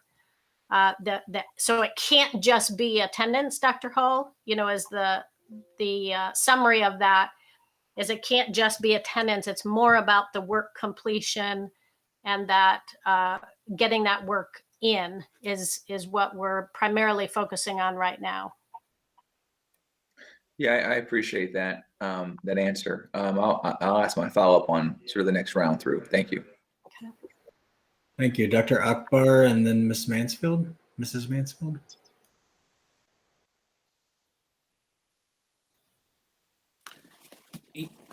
Yes. So my question is specific to a conversation we had, I don't know, a few meetings ago, specific to the 12th graders and those who are approaching graduation. And with this data, and we're thinking about, APS Remote Plus, can you talk us through, how graduation is shaping up with this 12th grade class right now? And if there's any, we know that there's students who don't graduate every year. So I'm not asking you, to say that, there will be some students who won't graduate. I think we all know that. But in comparison to our normal trends, how are we looking? I'll let Mr. Black jump in, because he every single day of his life is monitoring those graduates with the graduation team, looking at this year's graduates. Anytime, our biggest problem with our graduation right now, and I think I said this in our last meeting, and I mentioned this in instructional policy, that as a district, we are very good, because of college and career academies, we are very good at getting students through their pathway requirements. So that could be earning SEALs now this year, or earning industry credentials, or getting the hours needed for some internship hours and things like that. We are really good at that. And we're good at getting students for the students who are going through the test results and using those as their pathway for graduation. We're good at getting them across that finish line for the students who are working towards that. Where our continued work is earning credits. Prior to remote education, that was the challenge for us in terms of graduation. As we've gone up until that 80% graduation rate, the students who tend to not graduate are ones that have lost credit through that 9th through 12th grade. So that's why when I see the students who are losing credit, then potentially, now this is marking period 1, so they have through January 15th to get the work in and to demonstrate their mastery of the content to earn that semester credit. But when I see those increased Fs, that tells me we're on this path, at least right now, where we're going to have even more students not earning credits that will hurt their graduation. Mr. Black, do you want to add where our students currently are in terms of graduation, what you're seeing, the patterns? Yeah, Dr. Akbar, because, Ellen gave you a little explanation. Can you ask your question again, please? Thanks.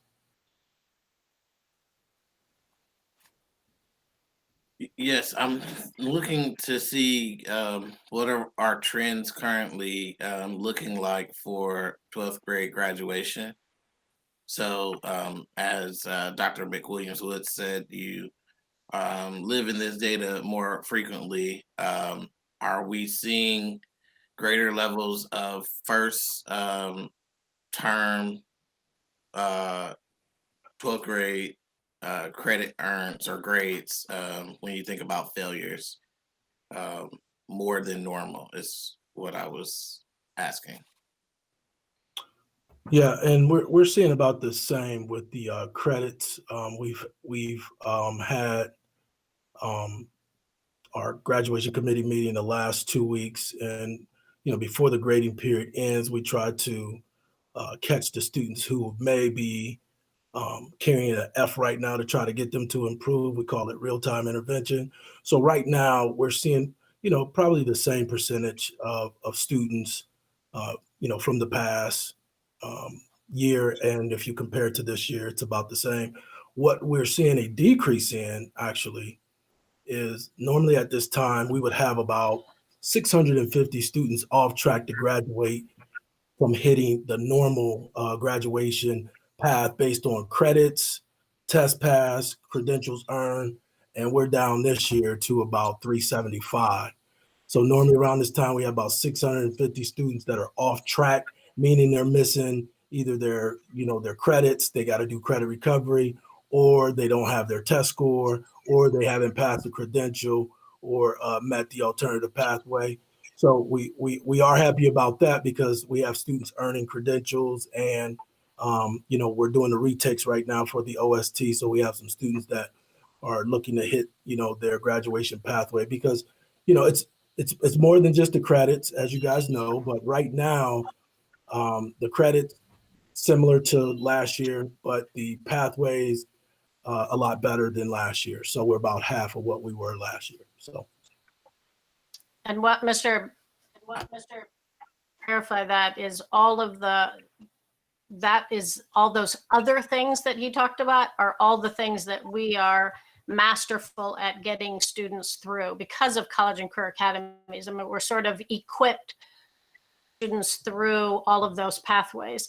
Now, if we can't get students in to finish industry credentials the rest of this year in their lab time, that could disrupt students who are getting the industry credentials. We've tried to move as many as we can to industry credentials that are remote, but some of them, if you're in the welding program, or if you're in the masonry program, or you're in an auto tech program, you can't get those industry credentials without that lab time that would happen typically in the second semester, which is where you would go very heavy in prepping for the industry credential exam and taking the exam. And those are industry credentials. So those are not like State Department of Ed credentials.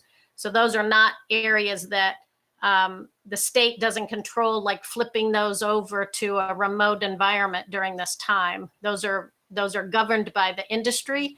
And right now they're not flipping those industry credentials over to a remote administration in a remote environment. So it's the lab time the second semester that we would be heavily focused on wanting to get students in. And then the credits, we've done a lot of work to get the students where they need to be with credits. But looking at this data, if the students don't recover from these increased Fs by the second semester, now we've kind of blown up this increased path that we were on into today, where we're not going to stay on that positive path. So Dr. Akbar, does that? Okay, so if I say, if I can ask another question, which I believe you said, but I could be wrong. Trying to, considering what Mr. Black stated and what you stated, we're not seeing major decreases in failing grades for seniors, but maybe the concern is the juniors and sophomores and those coming behind. Is that what we're saying? Can you, Karen, can you pull up the seniors again? After marking period 1, we are seeing a dramatic increase in the number of Fs. Okay, marking period 1 doesn't dictate your closure of your semester though. Okay, so that they have until the end of the semester to demonstrate their mastery. But this should be an alarm for us to say, look, after marking period 1 grades, we're seeing in math, for example, we're seeing instead of only 11%, typically 12% is where we normally would be in a normal year. We have 21 or 22% of our students failing in math right now. These are seniors, okay? So it's nearly doubled the percentage of students failing in math. So that is a significant concern. Do we have them in credit recovery and do we have them, working in lifetime intervention? Yes. Prior to this marking period, the students were more on track. As Mr. Black said, they've been more on track up until this point. This is a red flag that we have right now that says we've got to keep giving support to the students. And that's why we were so adamant about Remote Plus, because this is pretty similar to what we were seeing in the interim grades that we saw that I shared with you at a previous board meeting to say we've got to make sure that we can bring students in, sit in these CTE classes where they're having a lot more failures, be able to get some intervention and support face-to-face, live time. And that's why the superintendent wants to continue that recommendation for Remote Plus as long as we can bring the students in safely after break or as soon as we can. Does that make sense? So I don't want you to think, we're not saying that we're not seeing more Fs. We are. We're seeing a dramatic increase in the number of Fs. But the true test will be from now until the end of the semester and our ability to wrap support around in Remote Plus.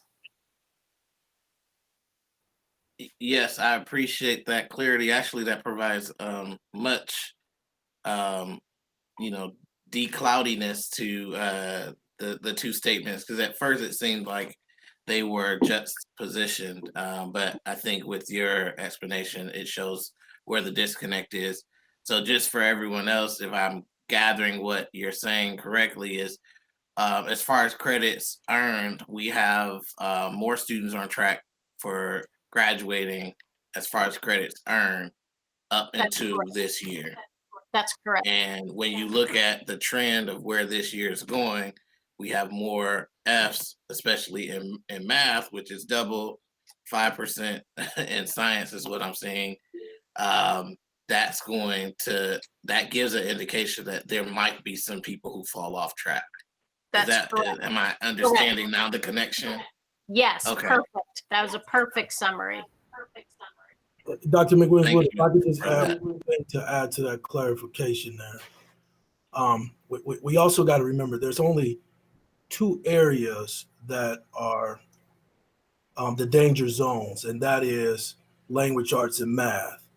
Now, we don't want any student to get an F, but what I mean by that is it takes 4 credits in English and math to graduate. So if you fall off at any semester point, you're off track to graduate.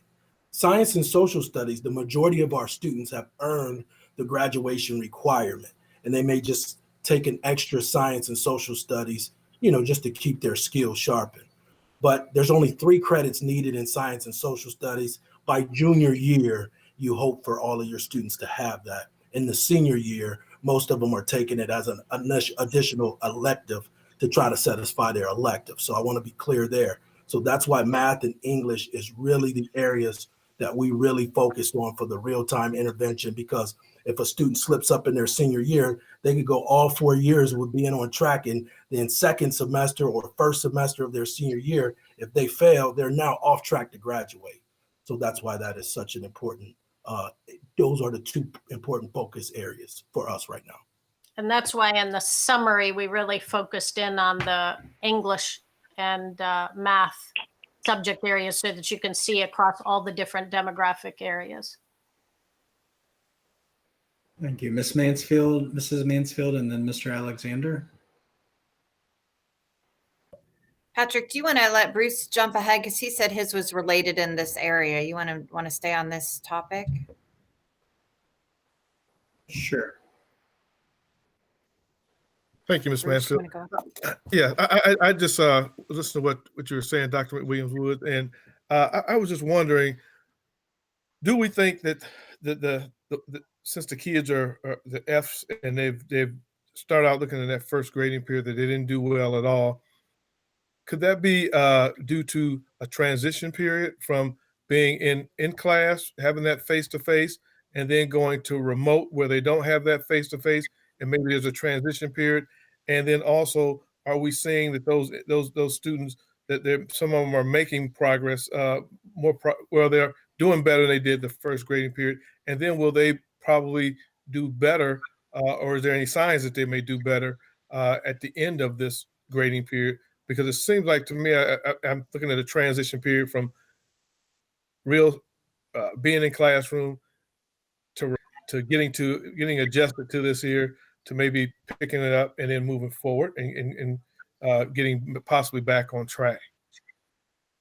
Mrs. Jijic, why don't you click on marking period 2 interims, and we'll just show that. So Mr. Alexander, between from the marking period 2, which was the end of October, and just December 2nd, right around that time, we closed the interims. So between end of October till January 15th, halfway through, which was just a week and a half ago, we ended up closing our interims so that we could communicate that as well to our families.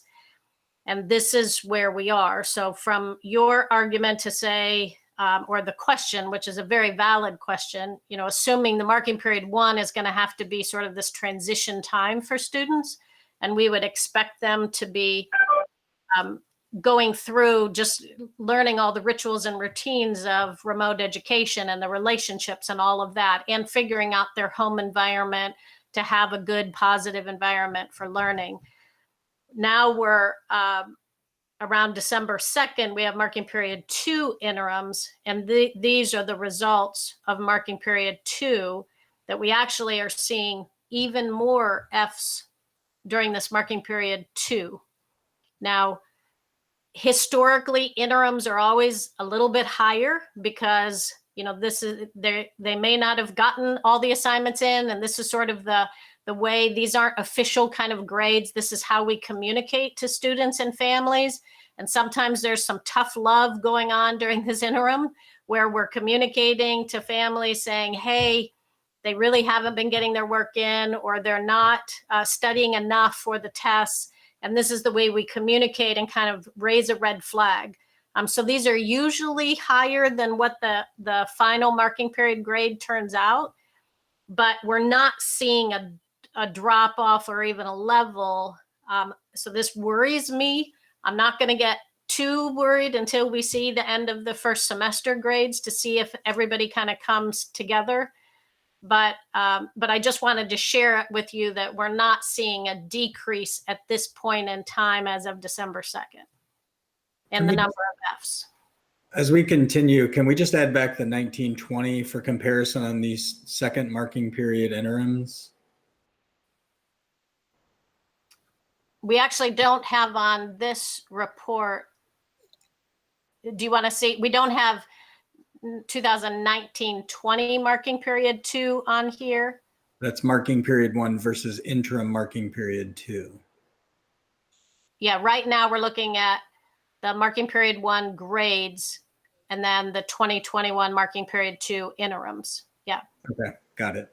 Thank you. Mr. Alexander, did that answer your question? Yes, thank you. Thank you. Mrs. Mansfield? So I may have a question in here, but some of this is just observation. What I see, and I'm sure what other board members see here, is exactly what we're hearing, right? Anecdotally, and that is for students that this is working for, it's really, really working. And for the ones that it's not, it's really, really not. So it just kind of shows what exactly we've been hearing from families and from students as we've gone through this. And that's the tough part about virtual, right? It's just like, not, you know, that's why we have all kinds of different pathways for things.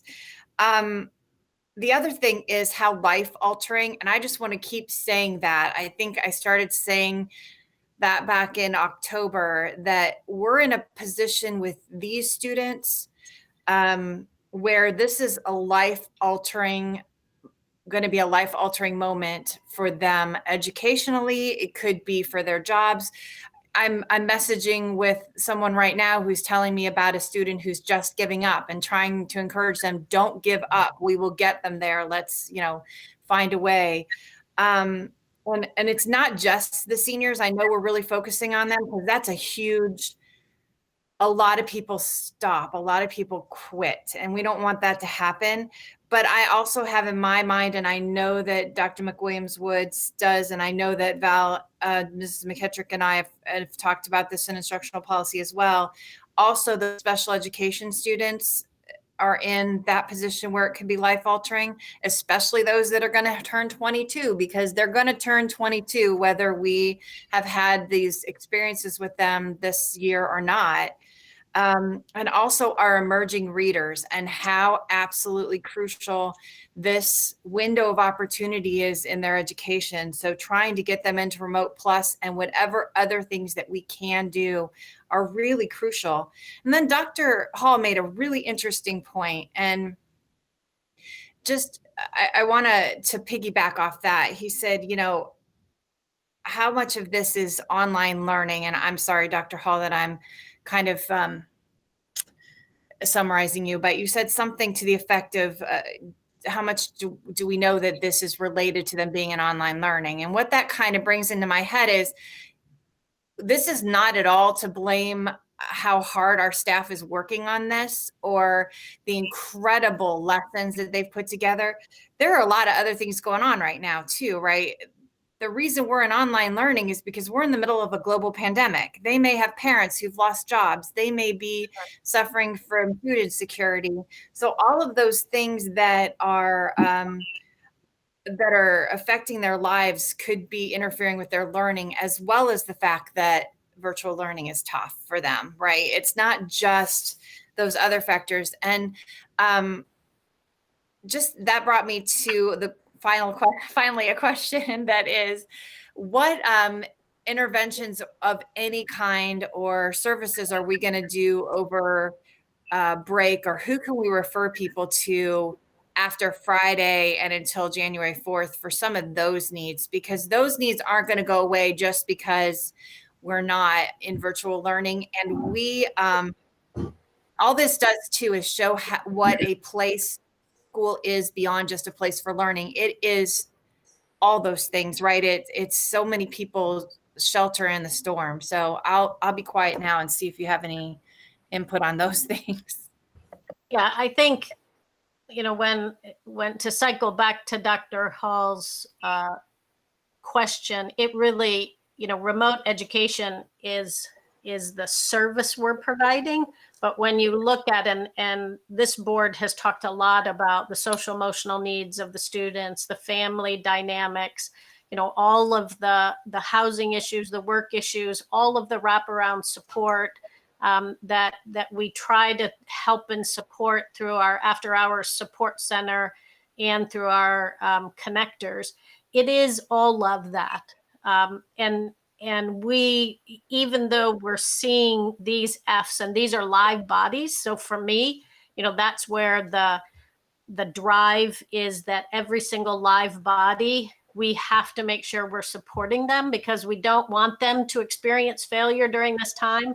And especially for these seniors, we don't want the life-altering consequences of this year that's already difficult for that to continue and impact their livelihood and their lives as they transition into adulthood. So that's why this laser focus. What our teachers are doing every day is incredible. And I get I just spent the last 4 days last week with educators, urban educators across the world, actually, not just in the United States. And I heard numbers like 50% of our students are failing or 45% of our students are failing. So that's where you get even more appreciative of our education team here in Akron and what we were able to pull off, fortunately, because of all the leadership of Dr. James and the board on being sort of ready for this moment.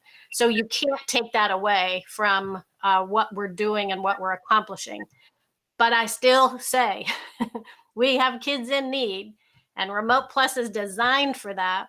We've got to make sure that we can, as soon as it's safe and as soon as the superintendent can flip that switch, which I know he's embedded with the Summit County Public Health and the governor's office. As soon as it happens, we're going to have to swarm and provide that support. And I think that will help the social emotional support because our counselors will be engaged. Just getting students in doing hands-on projects is going to brighten their soul and give them the motivation to complete this work. So that it's all that. Thank you. I'm going to ask a question as I ask if anybody else that hasn't spoken would like to jump in, and then we'll go back around. I had mentioned before, at least from my perspective, it feels like, one of the things this pandemic has done has forced us to look at competing interests and equity from a social public health standpoint versus where it puts us from an educational standpoint. And certainly one can appreciate the decisions that we made based on public health, saying, none of the educational pieces matter if we start losing students or their families due to COVID. But I'd be curious to know, and you started to touch on it just a tad, in terms of comparable data from other urban areas around the state, and suburban areas, both within our county and maybe around the state. Are you guys sharing this type of information to see where our students fall versus maybe where their counterparts, especially those who maybe have continued to go to school, are falling? And then the second part of that is there light at the end of the tunnel? We're just finishing or coming to the close of second semester. Is there hope beyond second semester or second grading period to turn things around, to improve our performance and to wrap our arms around these students and get them across the finish line, as you've mentioned? Yeah, I think I just had a phone call last Friday, a week ago Friday. The chief academic officers in the Ohio 8 large districts meet every month. And a good part of our discussion was this data that everyone is seeing. And this is national data as well. But in Ohio, everyone was kind of diving in, looking at sharing strategies. How are you getting connected? They're very impressed with our connectivity kind of data that we have and how the structure we've built. So I was sharing a part of that information with other districts. Some of our other counterparts are shifting some of their grading practices and trying to be more flexible. They were some districts kind of took brick and mortar and just sort of plopped it into remote. We didn't do that. We really designed a remote education and already built in some flexibility because we've had years experience running remote education. So some districts are trying to figure out how to not just be this brick and mortar in a remote environment and give students flexibility for some asynchronous time and a broader scale of getting assignments in and looking back to do work and things like that we already built in. So we've been helping with that. Some districts are changing temporarily their grading scales, especially with how Fs are being treated. So there's things that we can talk about. Obviously, our first attempt and our first focus is to wrap support around students. And that's where we want to first land, but we will continue discussion going into second semester to see if we want to make any procedural and policy kind of changes for second semester. And hope for the second semester? Hope for the second semester, if the numbers, our health data numbers, our COVID data can settle in after second semester so we can actually bring students back, that's going to be the most important thing, because our teachers have done a beautiful job identifying the students who need support using reports like this. This is what the teachers use to drill down to see which students need support. The key will be for us to be able to provide the number of adults needed to provide that support in that remote plus environment, hopefully starting second semester, which starts January 19th. Good, thank you. I didn't see anyone else respond. Is there anyone else? Yes, Ms. McKittrick. Mrs. McKittrick. Very quick comment, please. Our goal is to get the kids back in school, right? That's what everybody on this call wants. So I'm going to put out there something that we've asked many times, and that is, as we have winter break and we have holidays, for everyone to please be careful. We've gone over 300,000 deaths now in the United States from COVID. So please remember to keep your gatherings small, to wear a mask whenever you're outside your home, and to be very careful around people who don't live with you in your home. And that will be the best way that we can keep our numbers, or try to get our numbers down and get our kids back in school. Thank you. Well said, Mrs. McKittrick. Thank you. Anyone else that hasn't gone before we circle back around? Okay, thank you, Dr. Hall. Yeah, thanks, Mr. President. Appreciate it. So I have several more follow-up questions. Mr. Bravo, I just saw it show up that Dr. James left the meeting. I don't know if that. Well, that wasn't very nice. Well, he got kicked off or something.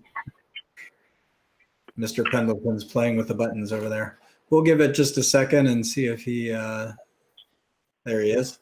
I promise I didn't. Back there. Thank you. All right, Dr. Hall. Sure, thanks. So I guess a couple of questions, maybe a comment or two here. Is, you know, and I don't want to put words in you know, but it sounds like what we're saying is that basically it feels like we're saying that we're powerless to turn this around until and unless we can get back to in-school learning. You know, that's what I feel like I'm hearing, you know, as far as what's being implied by the comments.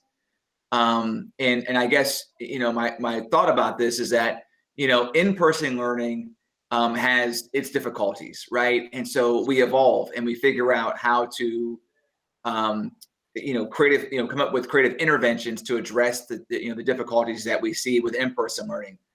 Remote learning, you know, again, is going to present a unique set of challenges. And I guess what I'm concerned about is, you know, it sounds like we're saying, oh, well, there's not a whole lot we can do until we get back to in-person learning in January or February. But, you know, and then, you know, couple that with what I think I heard, you know, what I think I heard someone say, which was that we weren't overly concerned yet about grades because we were going to wait to see what happened in marking period 2. And the reason why I put those two comments together, because if what we're suggesting is that, you know, and this is why this is a question, right? I'm looking for a comment or answer back on this. But if we're suggesting that there's not a whole lot that we're going to do until the kids are back in school, then what do we think is going to actually change, you know, in marking period 2 if they're not back in school? So at this point, we are concerned now, right? Because now we've got 2 marking periods. So that's kind of the first question / comment that I'd like to get a response to. And then the second one would be, you know, I'd really love to talk more about, so actually my question was for Mr. Black. we talked about, graduation rates. Now I know that we report on the report card. We look at 4-year graduation rates. We also look at students that graduate in 5 years, right? So I'm interested to hear about the students that this is their 5th year. How are those students progressing in this? Would love to hear an update around that. Are they being adversely impacted? So those are my 2 sort of buckets of questions. Again, those are not meant to put words in people's mouths. That's what I'm hearing. And so I need someone to sort of calibrate for me, around that. So thank you. I think that I'll tackle the first question, and then I'll Mr. Black talk about the 5th year seniors. If that's the impression that I've given tonight, then that's a rather egregious impression. If that's what you took away, that we're not doing extraordinary measures right now to intervene and that we're just kind of hanging out waiting for kids to fail, there is no way that an Akron Public School teacher or principal or central office administrator would ever let that happen. I mean, our teachers are going to extraordinary measures every single day, intervening, calling, texting, dropping off at people's homes, knocking on doors, trying to find students to keep them motivated and engaged. And there's no way that we're waiting until the end of the semester and just watching grades to figure that out. And we will, if we stay remote and don't go into Remote Plus or have students back, we will be looking at additional ways. If there's other creative, social, emotional ways that we can make sure that we've got students connected and getting their assignments in, and ways that we're doing more project-based learning and all of those things that we talk about every single day. And so we're not waiting. We're intervening as we speak. And we'll continue to do so every single day that we come to work. Mr. Black.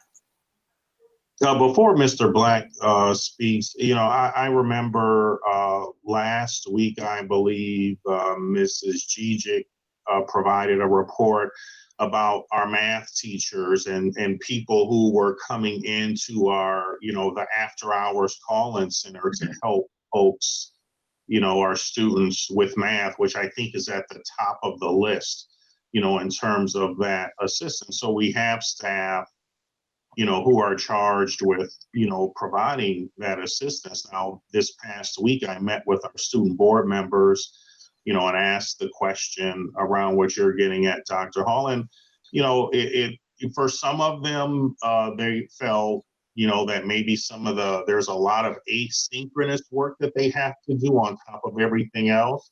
I think there was something that, they felt there is a lot of pressure on them through the online thing, but they missed, that in-person thing. And remember, we've had a variety of conversations about, how to get to some form of, in-person, all the way back in June when we talked about, the blended model, and then trying to get to our Remote Plus. I think we're, a lot of this information, just in terms of health, changes, in terms of where we are, with our community spread. But I think the other thing is making sure that we have the staff who are available to help our kids, because we have to have a certain number of staff in person to do some of those, hands-on activities that our students need, and to also do some of the hands-on academic assistance, that particularly with our seniors. So, Mr. Black, if you can handle how our 5th year graduates are faring under remote education. Now, you guys can't have all that dialogue that you just had and may not be able to comment on the 4 year as well. So let me add something there, because we got a lot of people that are really working hard for our 4th year students, cohort our 2021. We have retired folks. We have, subs who have come to the schools to help our students in an after hours way, but also in a mentoring way. We have subs that are at every building that's part of our IAT team that is really looking at the students who are struggling and working with them on a more individual level. So I definitely don't want folks to think that, we're waiting till the second semester to get results, because we put a lot of systems in place for our students to, make sure that they're getting back on track, because we understand first and foremost that our students are going through a social emotional learning curve, which is a new curriculum for some of them. Being educated from their home in itself creates a barrier because that's not a learning environment that they were used to. So we understand that, and we got to make sure that we support that. We also understand that we have students who are losing their homes and losing their apartments and being evicted, and may find themselves in Canton one day and back in Akron the next, and that may impact their grades. So we're looking at all of that to make sure that we are approaching this in an equitable way and understanding that each case is individual and case by case, but also that the supports may need to be more, because of where we're at with the pandemic and where we're at with everyone just learning how to operate within it. As far as our fifth year, as you guys know, we have our Akron Alternative School that focuses on our fifth year students, and that's their focus. So they have some of the students who are on track to graduate in January. There will be a January graduation for some of our students who are in our fifth year cohort. They were part of the class of 2020, and they're ready to graduate in January. And then we'll have another group graduate, in May, June areas. So they're working just like our traditional schools are, but they're just focusing on our fifth year students, making sure they're getting them in school. Part of the problem with our fifth year students, something that we didn't really have to face, in the past as much, and that is they are now looked to help the families, with the bills. So our flexibility at the AAA Academy is, we try to give our students an option of morning and afternoon, as well as some of them are working on their work at 2 a.m. because they got to carry a full-time job, and they need one class that they failed maybe last year or 2 classes. So, we're working with them and monitoring them and supporting them. So yes, fifth year students get the same level of support and focus as our 4-year cohort. But thanks for the question. Appreciate that. So let me follow up. So I don't think I actually got an answer to the question I asked Mr. Black. So I was asking you, what did the trend look like for fifth year students? So are they as well as 20 as last year, or are we seeing a decline in the fifth year population of potential graduates? I don't know that I heard that answer come through. Yeah, and I'm sorry if you didn't hear that. What I was saying was for our fifth year, there is case by case basis. You can't really compare. It's like, apples to oranges, because last year maybe that cohort, didn't pass the test of the OST, and they didn't use the flexibility. Well, this cohort this year, they had a waiver for the OST. So most of our students in our fifth year this year needs 1 or 2 courses to pass in order to graduate. So, and they're trending to pass that. There's really, and when I say trending to pass that, from the time that they didn't graduate in the summer to now, they have accumulated the credits needed to graduate. So most of them will be graduating in January, and then there's some that needs more credits than others. But last year's class, 2019, it was mostly about tests. It was about credentials. This class is mostly about credit. So it's not really a trend comparison, but we're seeing the same amount of students. We got about 125 students this year. We had 125 students last year as it relates, 135 students last year as it relates to numbers, but they need different things for graduation. It's not the same need as our 4-year cohort. They all need credits, because they haven't finished. Well, we may have a student in the 5th year class that have all their credits. They just needed to pass a credential. They got that credential passed. Now they're eligible to graduate. So it's a little different. Yeah, so I follow that. So let me ask the question. Let me ask it a different way. So we keep a graduation rate for the 5th year students, correct? So there were 135 last year. What percent graduated? And I'm asking, what do we think the percentage looks like this year as compared to last year? And I apologize if I didn't ask that question more clearly at the outset. Yeah, with it being we had more success in the 4-year graduation rate for this cohort that we're currently with. So the 5th year will look a little different because there's less students that really need to graduate based on the denominator. So we may have had more students last year because the way the graduation rate is calculated, it's based off of from your freshman year moving forward. So that's really going to depend on the number of students that we found and located that may not have graduated with us within 4 years or within 5 years. And once we get those numbers, because it's every student that's in that 5th year graduation cohort, they may be in another school. They may be at a charter school, and then that credit will come back to us. So it's kind of hard to say if the graduation rate is going to be the same because it depends on how many students. Well, with the pandemic, we're probably going to have a lot more students that were, mobile and moved out of the district or, moved to a charter. But once Howard and his team gets those numbers back and we calculate them, it's not just the students that sit with us, it's the students that may have left, but they're at a charter school and they're going to finish in 5 years, or they went to another high school and they're going to finish in 5 years. So it's tough to say what the graduation rate may be for that 5th year class. Okay, Roger that. Thank you. I appreciate it. Yeah.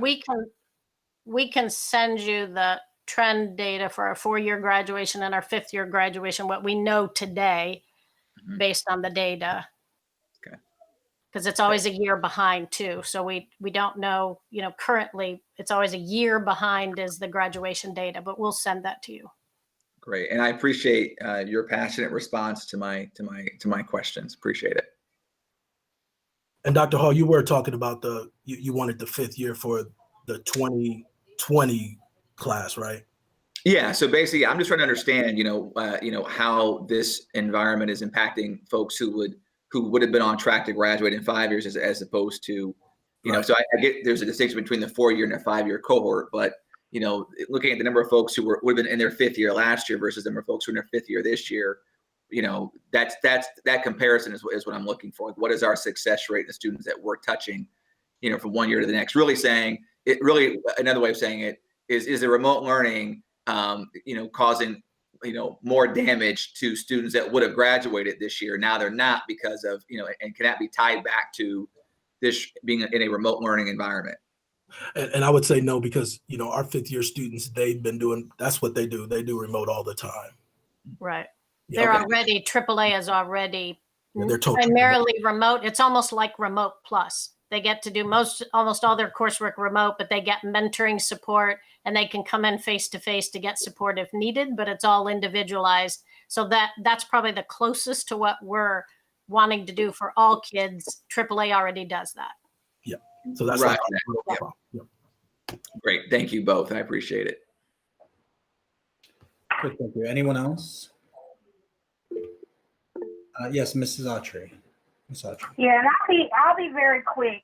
My fellow board members offered a lot that I agree with, but with all this doom and gloom and the numbers, I just want to remind everybody that the students are also adapting and overcoming and learning new skills, as well as the families and teachers, all during this pandemic. And I just want to remind everybody that pre-COVID, we didn't necessarily have the best scales that we were measuring some of these things on. And, this doesn't necessarily need a response, but at some point in time, when are we going to lobby for some type of relief, some type of waiver at the state and federal level? What is the new administration going to do? Because we're expecting, all of these results during this pandemic, and things weren't necessarily perfect prior to the pandemic. So, we're saying how the students are falling behind. And I just want to, remind everybody that, yeah, you can look at it from that aspect, but what you can also say is that they're adapting. They're learning new skills. During a pandemic in a time that's shaking their world, where they're losing family members, where they're watching all of this be developed around them. And I just wanted to put that on the table, not necessarily for a response. But I think it would be a shame if during this pandemic we don't do our very best to recalibrate these scales where they needed to be, even pre-COVID. So that's all I'd like to add. Well said, Ms. Autry. Anyone else?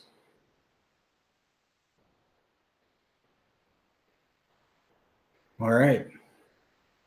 Thank you for the presentation tonight. We appreciate the update, Dr. Ellen McWilliams-Woods, Karen, Mark, thank you all for contributing. Mr. Superintendent, anything else for your report?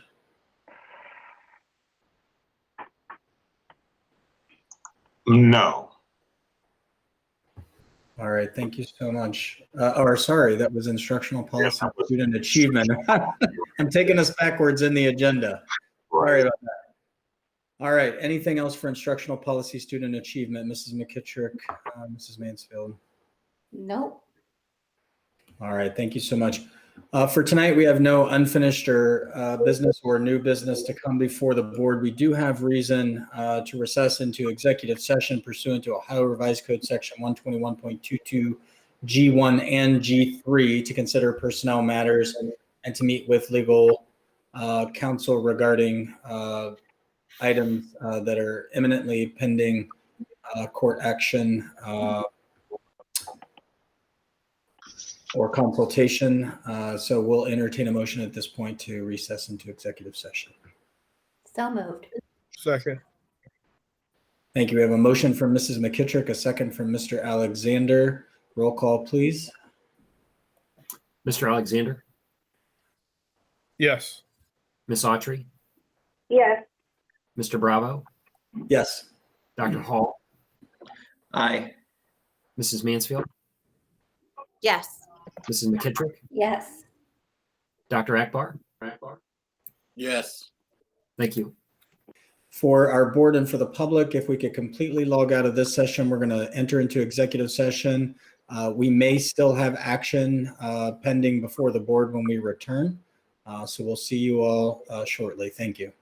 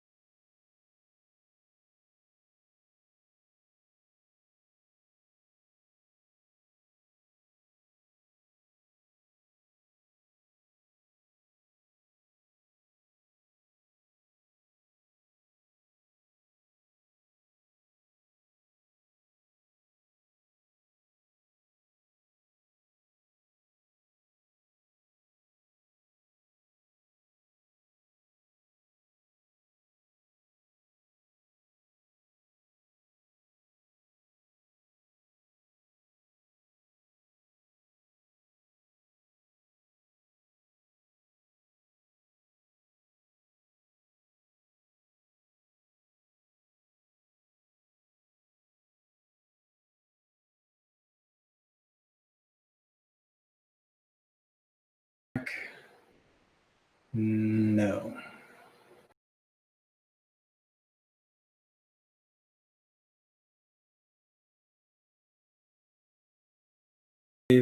Yeah.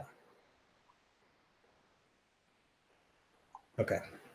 All right, Mr. Rittenhouse, we are ready whenever you are.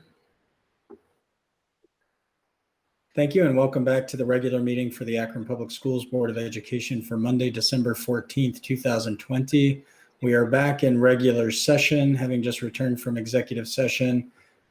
There is no action to come before this board at this time, so we will entertain a motion to adjourn. So moved. Second. I think you have a motion, I think, for Ms. McKittrick, a second for Mr. Alexander, if that's okay.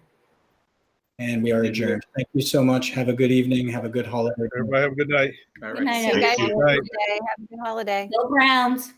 Go Browns.